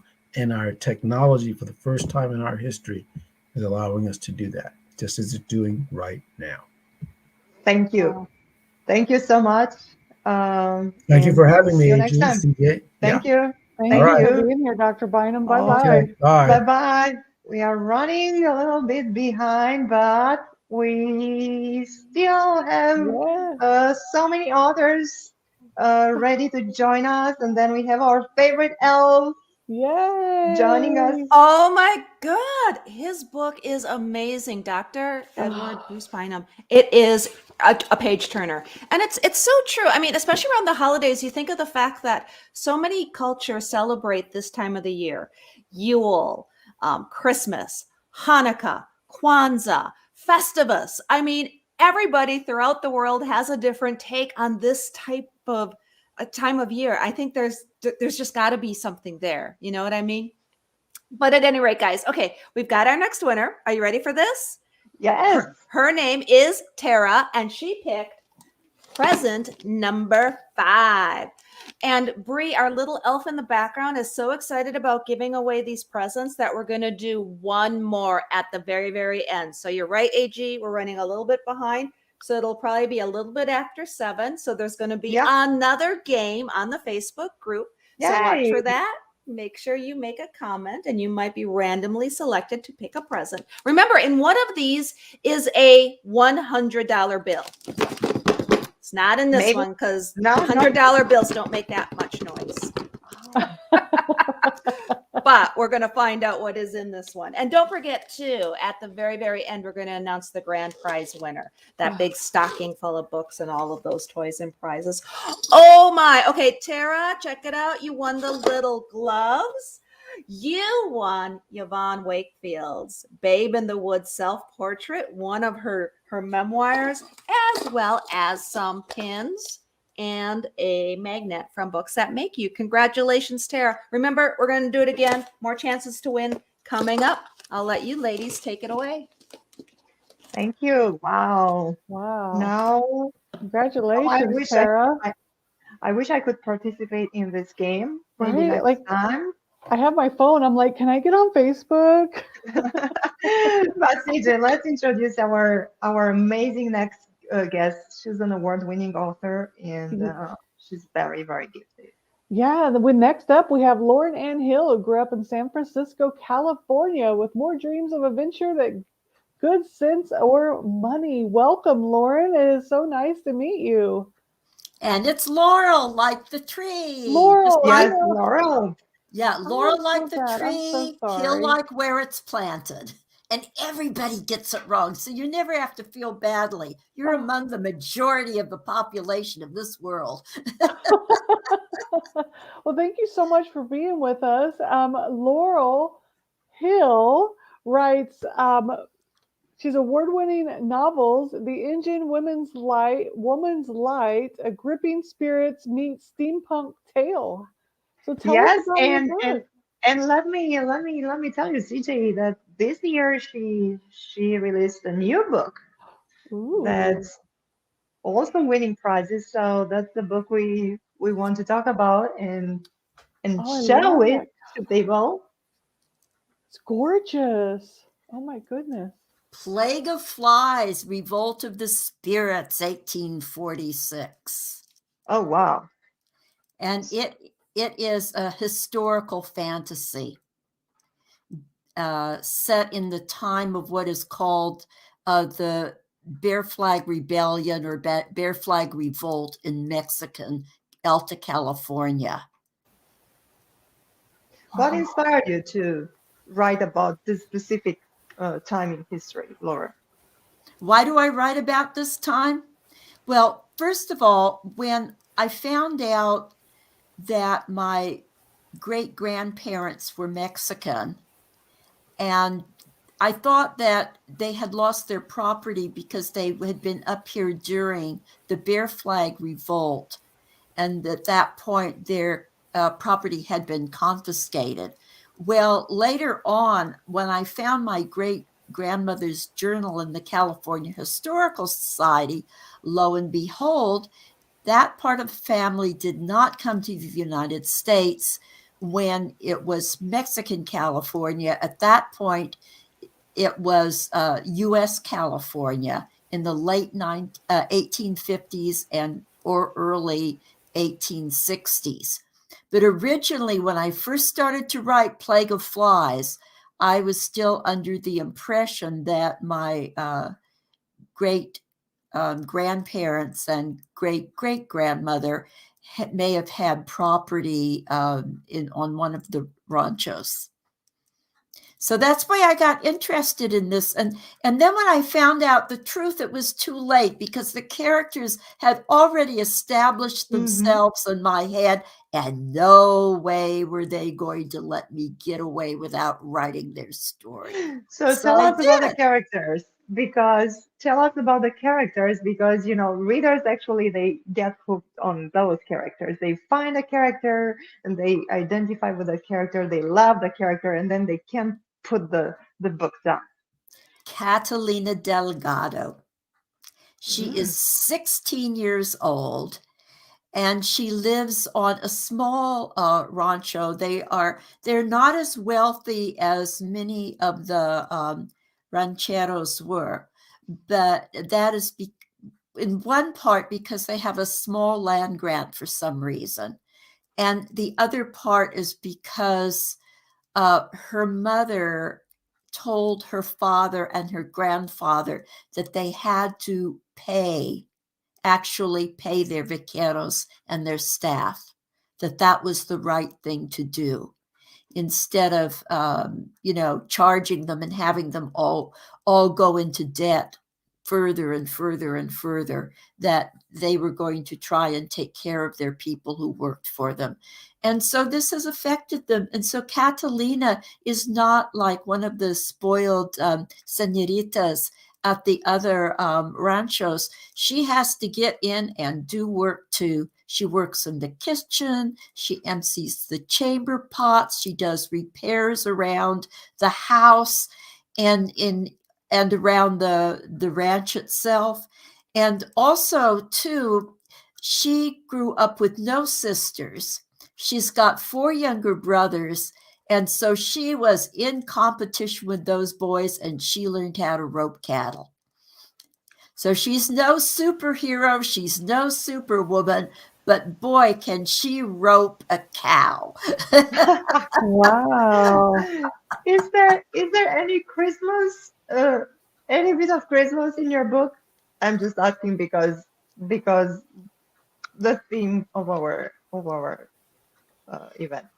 Well, it's not a Christmas story. It's set in the summertime because that's when the Bear Flag Rebellion happened. It started in June of 1846. And yet there is a spirituality in the book that goes she's Catholic. And yet she is a mestiza. And she has, she awakens to her spirit family, so to speak. And so there are elements in there that one could identify with a holiday or any spiritual time. Yeah. And, I have to add, I could not complete this book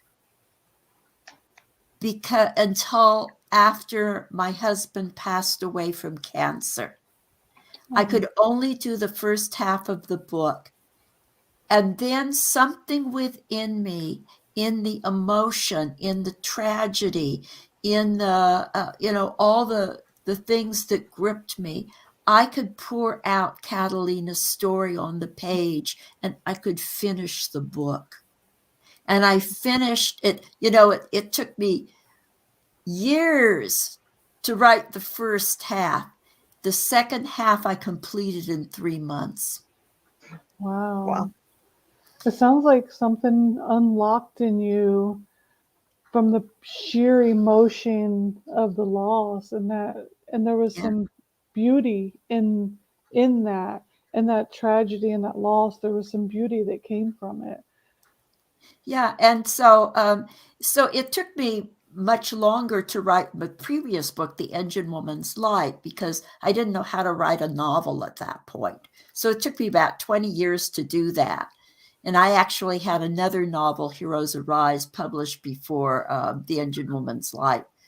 But Plague of Flies, it's very, very special to me for so many reasons. I mean, all my books are special to me, and I have over 30 published short stories and a whole bunch of published nonfiction pieces.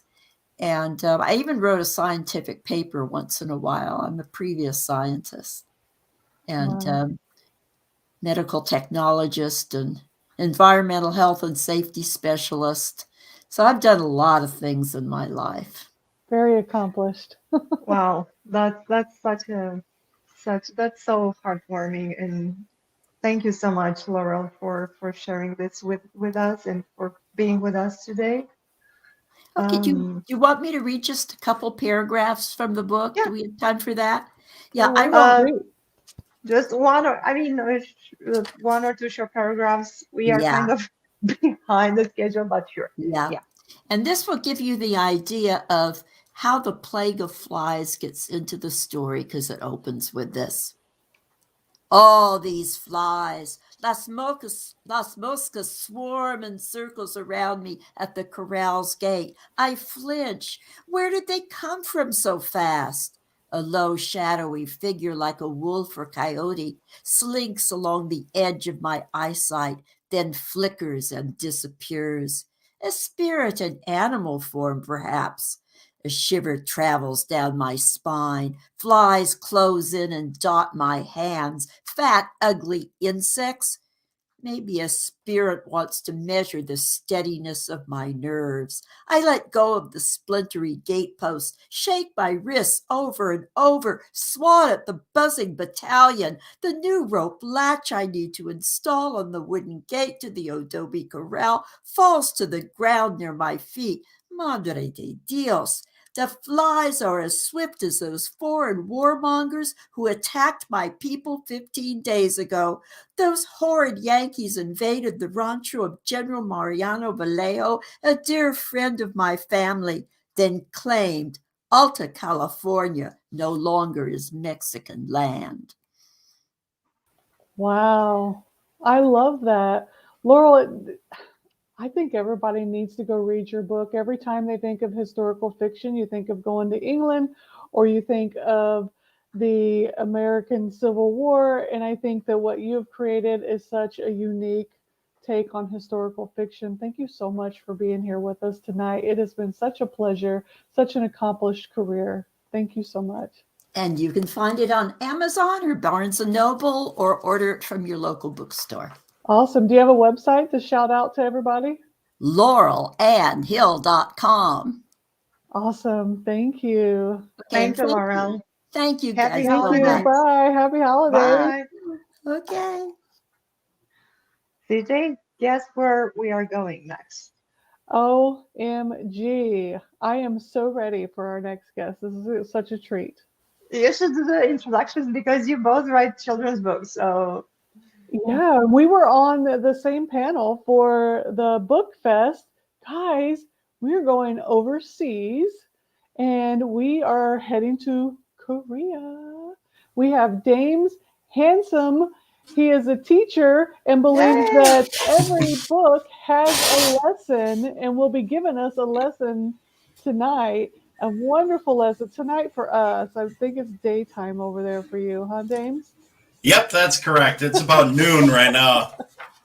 Oh, And James has a special guest, so I'll let you introduce your special guest to our party. Oh yeah, okay. This is my friend and illustrator. His name is Warwick Wilson. Hello. Hi. That was sudden. I didn't expect to be put on suddenly. spotlight, spotlight. Don't look at me. I'm not pretty. I need to do my makeup. Awesome. I feel a little out of it because everyone's got their Christmas things and I don't. So I put a little gnome back there, and I suppose I have. Where I can't see it. There's Iron Man. He's red and gold, so it's We kind have of Yeah, it's Christmassy. perfect. Yeah, you're good. You're good. So what do you have for us tonight, Dames? You've got some special stuff that you're going to be doing for us tonight, right? Oh yeah, absolutely. I did. Oh yep, there it is, right here.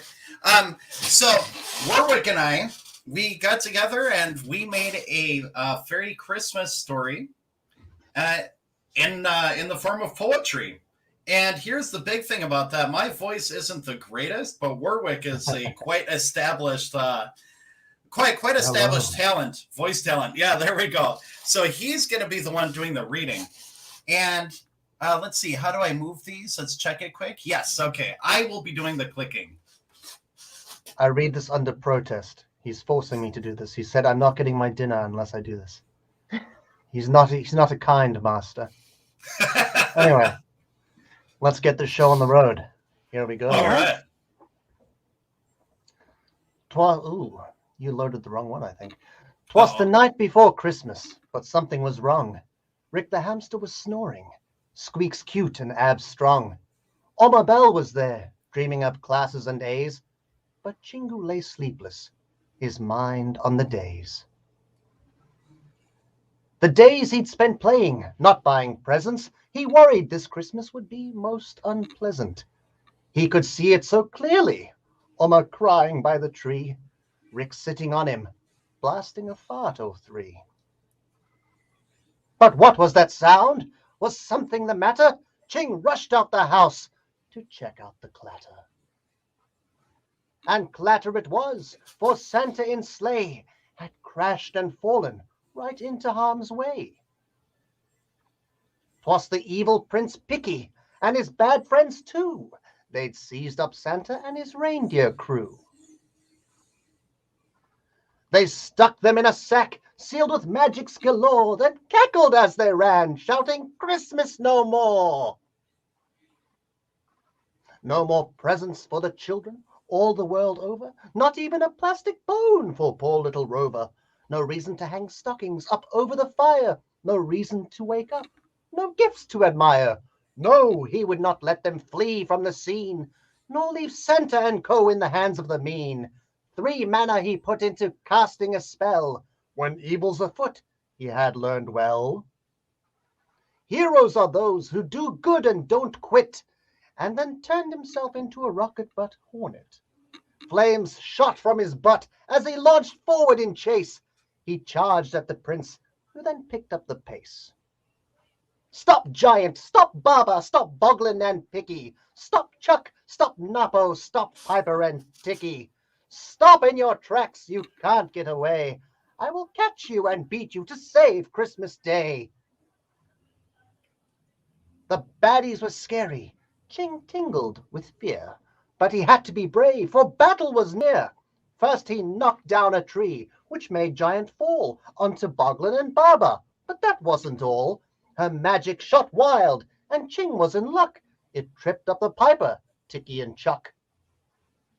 They crashed into Napo, which left only Picky, who sneered and ran on. The situation sticky. Should Ching tie up the baddies and toss them in jail, or keep up the pursuit on Prince Picky's tail? He left them behind, his goal still in sight. Father Christmas was still in danger tonight. He swung up high, then rocketed low, through lines of white, driving snow. His mana was finally running dry, just one last blast across the sky. With arms outstretched, he grabbed the sack, gripped it tight and pulled it back. Picky, too, was at his limit, had no more will to fight and no heart left in it. He let the bag go, and down it went. Ching held on, but his strength was spent. Down they tumbled, back to earth. Ching closed his eyes. This would hurt. But then a softness broke his fall, and with eyes open he saw that all the forest folk and fairy kin had put a cushion right beneath him. With Picky now nowhere in sight, the sack had lost its magic light, and from it came a chubby hand with the reddest sleeves and whitest bands. Out came Santa in a hurry. His reindeer rose up in a flurry. He thanked Chingu for the eve he'd saved, for the perils and battles that he'd braved. For this I will give you a gift, he said. But Ching had another idea instead.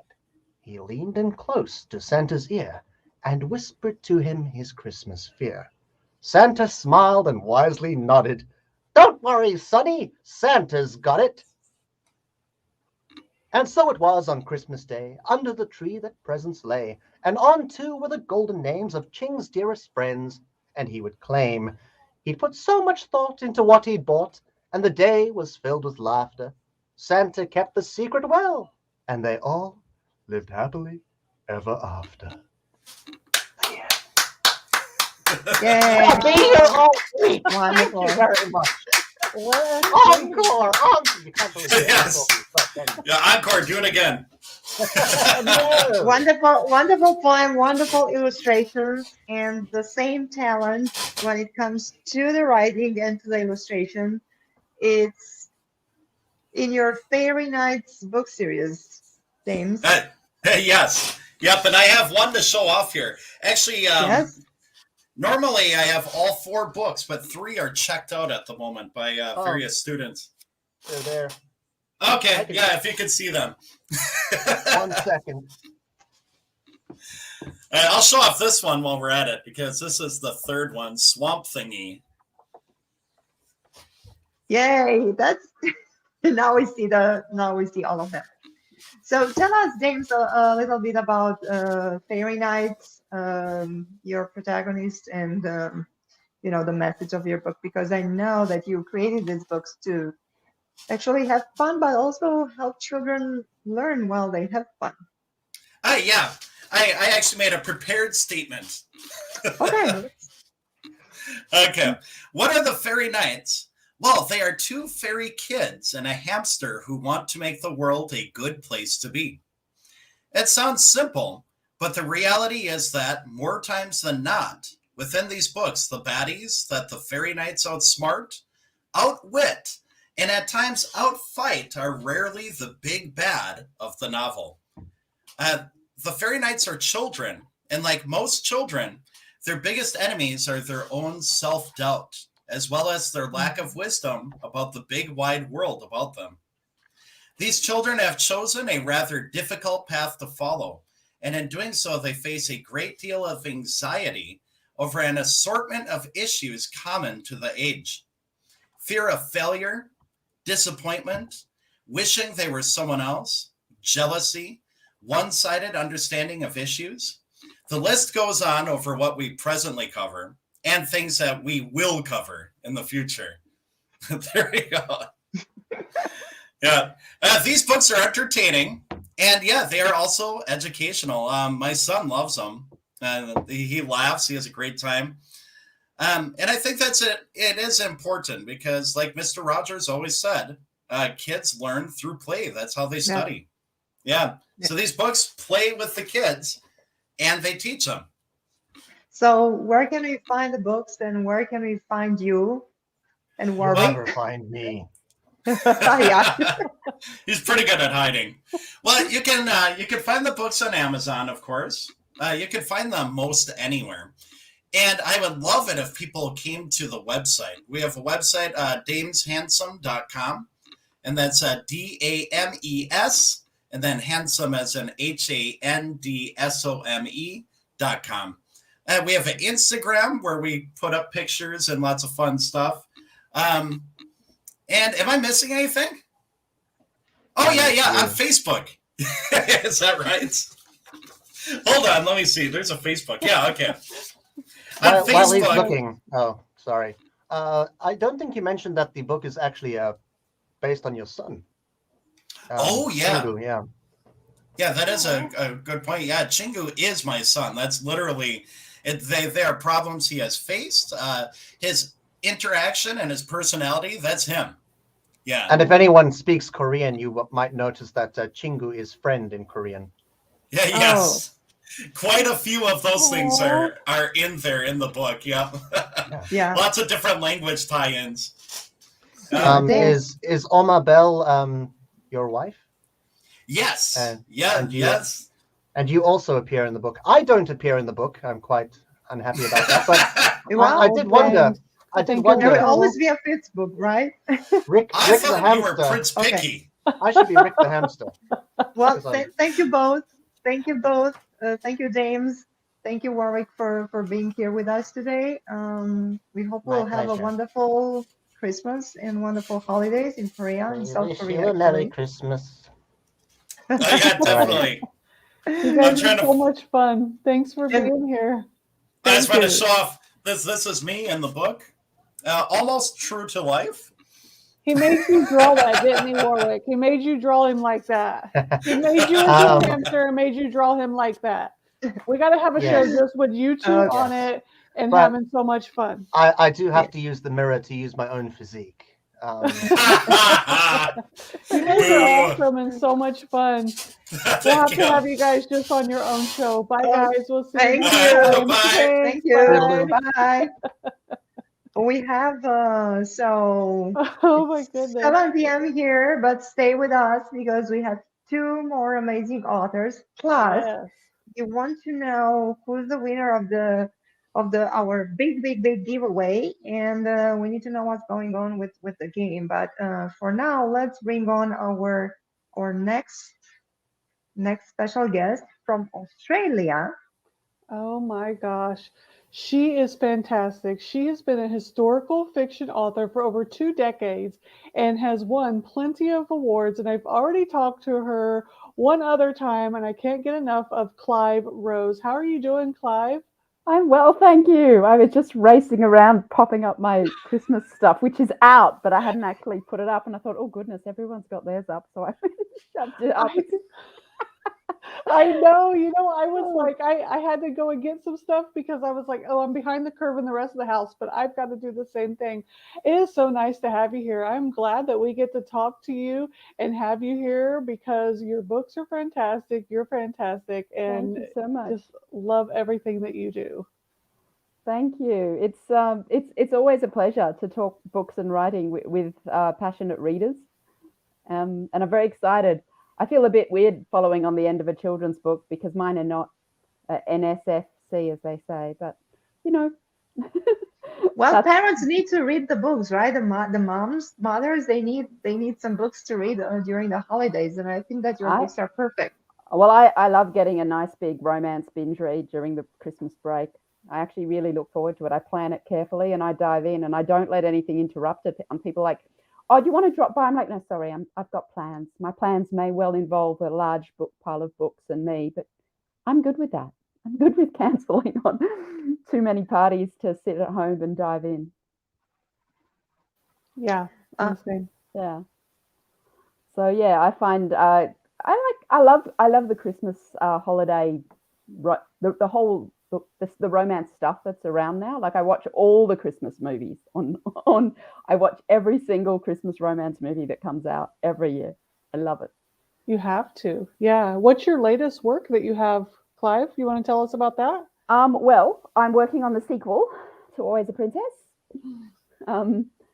And that is nearly finished. And actually the sequel does have a beautiful Christmas proposal scene at the end, which I don't want to give too much away, but I like it. Because I wanted the heroine to have a unique birthday, and she gets married on 12th night. She turns 21 on 12th night, which is the 5th of January in the Regency English calendar, which follows right on the heels of Christmas. So there's this whole thing about her getting married and coming of age at the same time, because if you came of age as a woman in Regency England, you came into your inheritance, but you were not married, you had control of your money and estates or whatever your inheritance was. But if you were married, your husband would get that. So it's about him waiting for her to get control of everything before he marries her, because he's a hero and he doesn't want her fortune, he wants her love. And that's the basic message of the sequel, which is a little different to book one. My plan is actually to have 3. So next year there should be not just the sequel, but the 3rd book. So yeah, it's pretty exciting when the characters can grow and change over such a large chunk of 3 books basically, which gives me a lot more scope to grow a story and to develop them. Some of the characters from book 1 have grown up, some have children. The couple that get married at the end of Always a Princess have children in book 2. And yeah, so I love that. I love planning whole clans out. One couple's not enough for me. I must have many. There must be more love. So yeah. There's never enough love. No, especially at Christmas time. Especially at Christmas. There's not a lot of Christmas in Always a Princess, but there is in the sequel. And I'm thinking I'm going to carry that theme into the 3rd book as well. I think I'm going to have a Christmas heart moment in the 3rd one as well, because I'm really enjoying writing snowy romance in the snow of Lancashire, so which is where the book is set. So I'm really into that now. I got a good handle on what the landscape would look like. I did a lot of research. If this when we're allowed to travel again, I'd really like to go and see what that part of England does actually look like in the winter. Probably freezing. That would be wonderful. And you know what? I'm a big fan of your books, and thank you. because of your writing. So of course that I check your website, and what struck me is your tagline: "Love takes courage." So I love that because. So tell us a little bit about this concept of love takes courage that also applies to your characters in your books. Yes, my characters tend to be braver than I am in love, but that might be why they are the stories I write. It's an act of bravery to make yourself vulnerable to someone else, and even if they do not love you back, you have still taken an incredible stand for yourself and your own heart. I had this conversation with a Twitter follower the other day. They said I told someone how I felt about them and they didn't love me back, so it's a failure. I'm like, no, it's not. It's actually an incredible act of courage from you to you.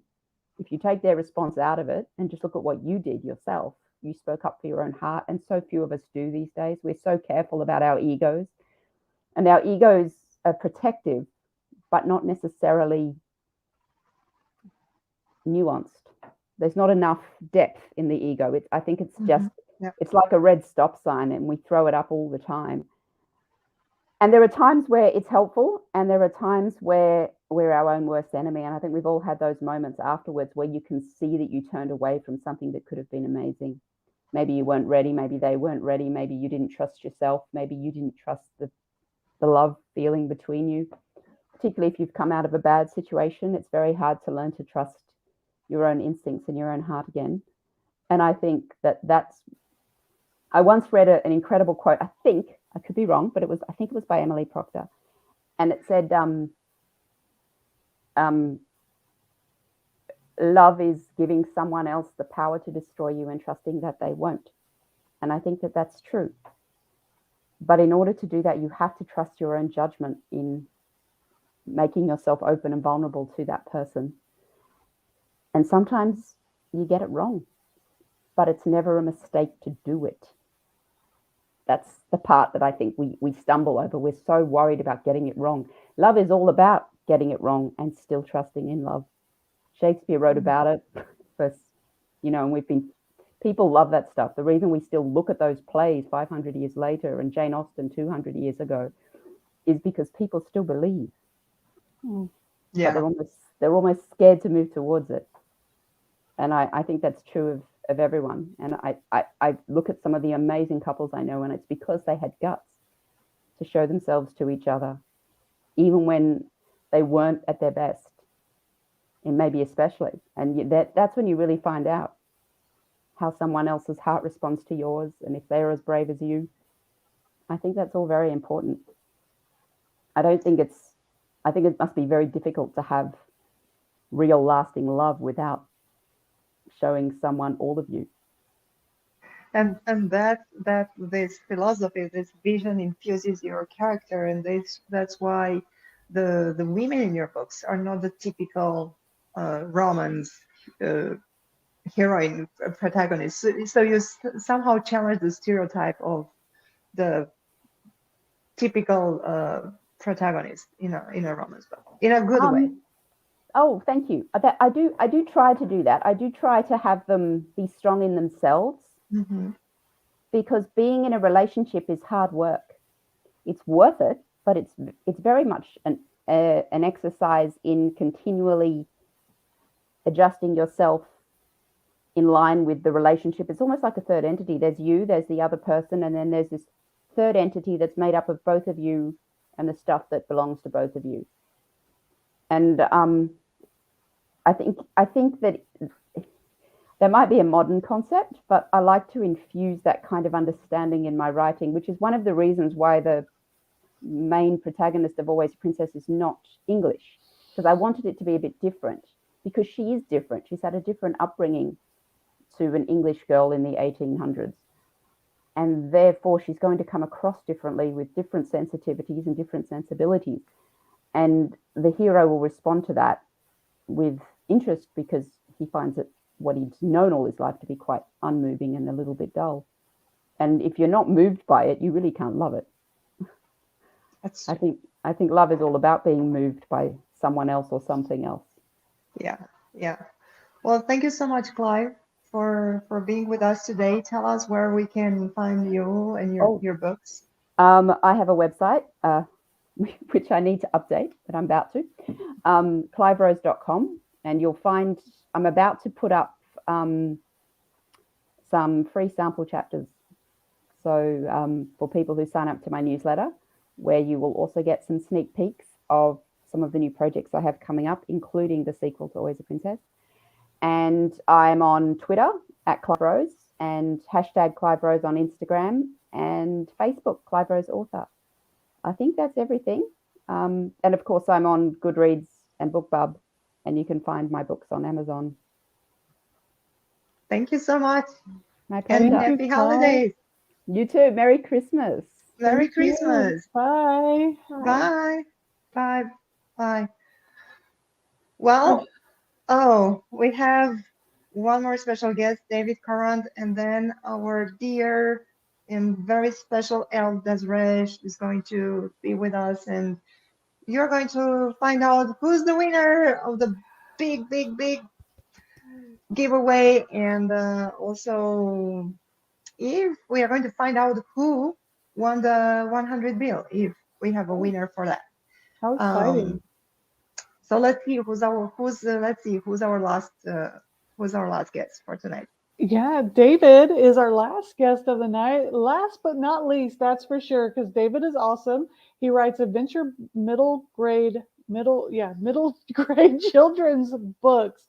So we're super excited to have David out of Europe coming with us tonight. Yeah, David Conrad and his exceptional book series. This is a recorded interview. We recorded the interview yesterday because he's in Europe, and so at this time of the day here in the US, it would have been impossible for him to be live with us. But you're going to see him right now. Hello, David, and welcome to the Jingle Books party. Hi, AJ. Thanks for having me. How is winter in Europe? Is it cold? Is it snowing? It's getting cold. It's actually snowing. We have some snow out here already. So yeah, we expect more snow next week. So yeah, well, I have to warm up my hands for shoveling. Well, I think Christmas is Christmas with snow. So I'm glad you have that. And since we are in December and this very special celebration is coming up so fast, I have to ask you, what's your most enduring thing about Christmas right now, especially that you're a father, so you have kids? Yeah, exactly. I mean, there's no secret. I mean, obviously, the process of getting all the gifts together and all that, and that can be cumbersome. But the joy on the faces on the Christmas morning, it's nothing replaces it. So I think that's basically where. We're doing it for ourselves, maybe more than for the kids, because we enjoy seeing those looks of pure joy and happiness on their faces, maybe more than they enjoy the toys.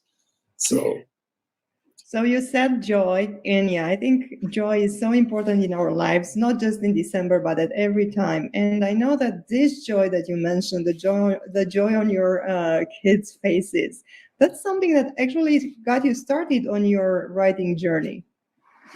That is correct. I have twin boys. They're now almost they're going to be 7 years old in a couple of weeks. Happy birthday! Yeah, thank you. And it's just they're boys and they love adventure. I mean, all kids love adventure, but twin boys, it's I think they have like this very special connection, and they love to go out and investigate the unknown, and they like to run around the woods whenever they see something like that. It's just I think it's very natural for all the kids, and part of the reason is why I wanted to write these books, these adventure books for kids, is that I really wanted to create stories that my boys will enjoy, that will stay with them, and they could learn from it, and they could just have fun with it. You are talking about your children's book series, Project Adventure, a wonderful, wonderful book series that's going to be officially released in the US on December 14th, and we are going to talk about this a little bit later. So if you haven't checked David Conrad's book series, and if you're still looking for a Christmas present for your children, this is the perfect gift for them. And yeah, so this is book This four. is book 4. This is the book 4, which is I chose this one today because it's winter themed, as you can see by the cover. So that is this one is called the Scrapyard Shakedown, and it is full on action. So I warmly recommend it for adventure seeking kids. Definitely, they're gonna love it. I know your book is a book where the main characters go through so many adventures, and it's got mystery, and it's packed with plot twists, but it's also a book about friendship. It's also a book about the power of people coming together and supporting each other, and instilling these values into children. So I'd like you to invite you to read from your book, and then we can talk a little bit more about the protagonists and about your books. Okay, well, I can do that. I chose the chapter 12 from the Scrapyard Shakedown, book 4 of the Project Adventure series. The reason why I chose this particular chapter, it brings to the wintry feeling of the book. So, without further ado, let's dive into it. We strode down the frozen path in dead silence for a while. Only the crunching and swishing of the fresh, dry snow beneath our feet disturbed the quiet night in the fields as we reached the first trees of the nature reserve. The path led straight forward, and we moved into the thin forest, the darkness immediately becoming thicker, the pale moonlight unable to penetrate through the canopy. There was less snow on the ground, so even our footsteps became quieter. No more swooshing noise. I headed first and stopped dead in my tracks. A sound of huffing and puffing, a creature battling for air as it ran through the trees. I couldn't see what it was, or even from where the sound was coming, but I didn't get the sense it was chasing us, whatever it was. It sounded as if it was on the run, prey trying to shake off its predator. Matt and I stood back to back, each of us scanning his part of the forest, our terror growing as the heavy breathing approached. He was coming from deep in the forest, from the direction of the nature reserve, and it was almost on us. Matt turned around and faced incoming noise right by my side. "Lisa!" Matt cried as she stumbled out of the darkness onto the path, just a few short steps from us. He leaped forward and hugged her, checking for injuries at the same time. "What are you guys doing here?" she said, then didn't even pause to hear the answer. "Never mind that now. I'm okay, let's keep going. I'll tell you everything on the way." Without any further explanation from her, we turned around and started racing down the path and out of the forest. As we reached the edge of the trees, Lisa held my arm and whispered, "This way, through the fields. We should get away from the road." It made sense. If anyone was looking for her, they would have checked the road first. We started marching across the small field, and soon we felt safe enough in the dark to start asking questions again. "They grabbed me right after I picked up the samples at the river in the reserve," Lisa began. "Who's they?" I asked. The two thugs we saw at the warehouse. They knocked me unconscious with a chloroform-soaked rag and tied me to a chair in a small cabin. I recognized it immediately. It was the one the Rangers used in the summer, a small wooden cabin in the middle of the reserve. "Whoa, you must have been terrified," I cried, clenching my fists. "They sent us pictures of you tied to that chair," Matt hissed. "They'll wish they hadn't done that before this is over." Lisa glanced at Matt with a shy smile on her face. She was the last girl to need a knight in shiny armor, but she still appreciated Matt's concern and affection. "I saw them texting from my phone. I assume it was to you two, right?" she continued. "That's why they were checking the profile pictures. Now I get it." Matt and I nodded, waiting to hear the rest of her story. They were too busy arguing with each other to notice that the ropes on the chair had loosened up, so I waited for my chance. At one point, one of them went outside to get firewood, and the other had to use the bathroom, so I escaped. "I don't know what happened next, I'm afraid," she said. I showed her my phone and the text from the thugs, and quickly described how Matt and I got to the forest. We agreed that they must have stopped texting while we waited at the bus stop, right after she'd escaped. The timeline fit perfectly. "Thanks for coming out for me, guys. By the way," Lisa then said quietly, "that means a lot to me. I'm just glad it's all over for now." "Don't worry about it," I said. "You do the same for us." But now we have to reach out to Kalea as soon as possible and warn her. "Do you know her phone number?" "Not by heart," she said. "I had it in my phone, but the phone is gone now, along with all the samples we took." "The scrapyard isn't too far from here, remember? Maybe we should head out there," Matt offered. "Yeah, that's a good idea. Besides, we might be safer there right now," I said, and we started marching across country, through the ankle-deep snow. Just before we began to walk, I broke off a thick, straight branch from one of the last thin trees and made it into a walking stick. Little did I know just what I was actually going to use it for. So that was the chapter 12, and yeah, I do apologize. My voice is a bit hoarse because I'm still fighting a bit of illness. So, but I do hope that your viewers are going to enjoy it. Yeah, they are for sure. And thank you so much for sharing this chapter with you and sharing your magic with everyone through your books. Because we are kind of running out of time. So okay. It really went by really, really quickly. So your books are available on Amazon and other major retailers. That is correct. So they will be available every place where you can buy books. Exactly. And as I said, keep an eye on Amazon, because that's the place where you can get your box set on December 14th, a special prize for all the 4 books and a great gift for Christmas.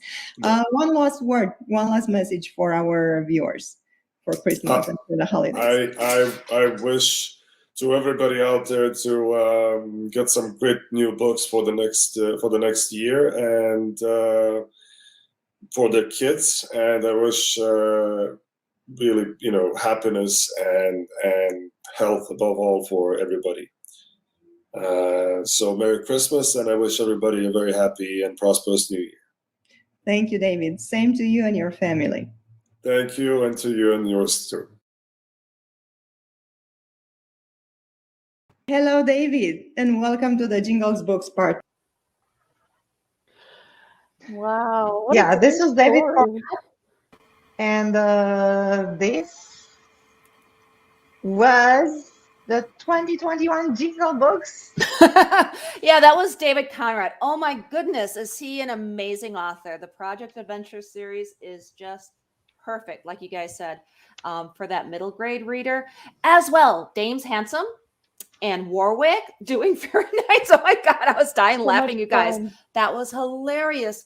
And hubba, hubba, hubba. All I got to say about Clive Rose is, moms, yeah, this is the book that you deserve for the holidays. All right, here's the deal, guys. We have, not only is Clive's book in there, I just want to mention every book that we are giving away, because they are from many of the authors that everybody heard tonight at Jingle Books. We do have the Project Adventure series by David Conrad, Fairy Nights by Dames Handsome, Babe in the Woods Self-Portrait by Yvonne Wakefield, Plague of Flies, Revolt of the Spirits, 1846 by Laurel Ann Hill, Always a Princess by Clive Rose, $1 Million Miracle, How to Make $1 Million by Michael Bash is in there, A Grown-Up Guide to Effective Crankiness, as well as our African Unconscious. Here I am just juggling books again. I can never hold them all up at the same time. Plus, in that prize pack is these cute, adorable toys and their stockings and other goodies. Drum roll, please. Our grand prize winner for this year's Jingle Books is Trinity Rosario.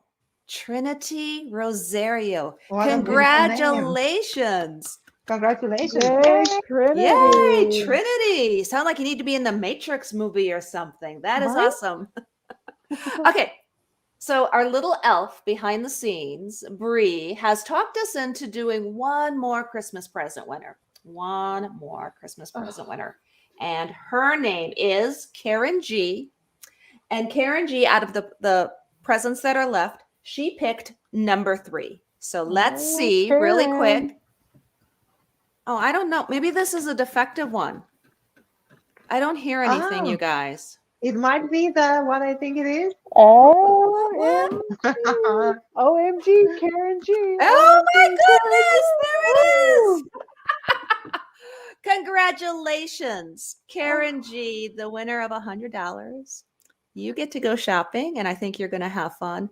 CJ and AG, thank you so much for hosting Jingle Books this year. This was a blast, you guys. Thank you for having us. Yeah. Go drink some eggnog, AG. I think you deserve it. Have a little hot toddy while you're at it. You guys are great. It was so much fun, so much energy and just love, and so many books and fabulous authors. Thank you, everybody, for joining us this year for Jingle Books. We'll be back next year. In the meantime, please sign up for more information. Get newsletters delivered to your inbox when you go to the Books That Make You website. And you can also follow us on Facebook. We're on Instagram. We're also on TikTok and, of course, on YouTube. So make sure you stay in touch with us, because we're always doing fun events like this and giving away prizes and books and money, because that's just kind of what we do. So thanks, everybody. Thank you, and happy holidays. Merry Christmas. Yes, happy holidays, everybody.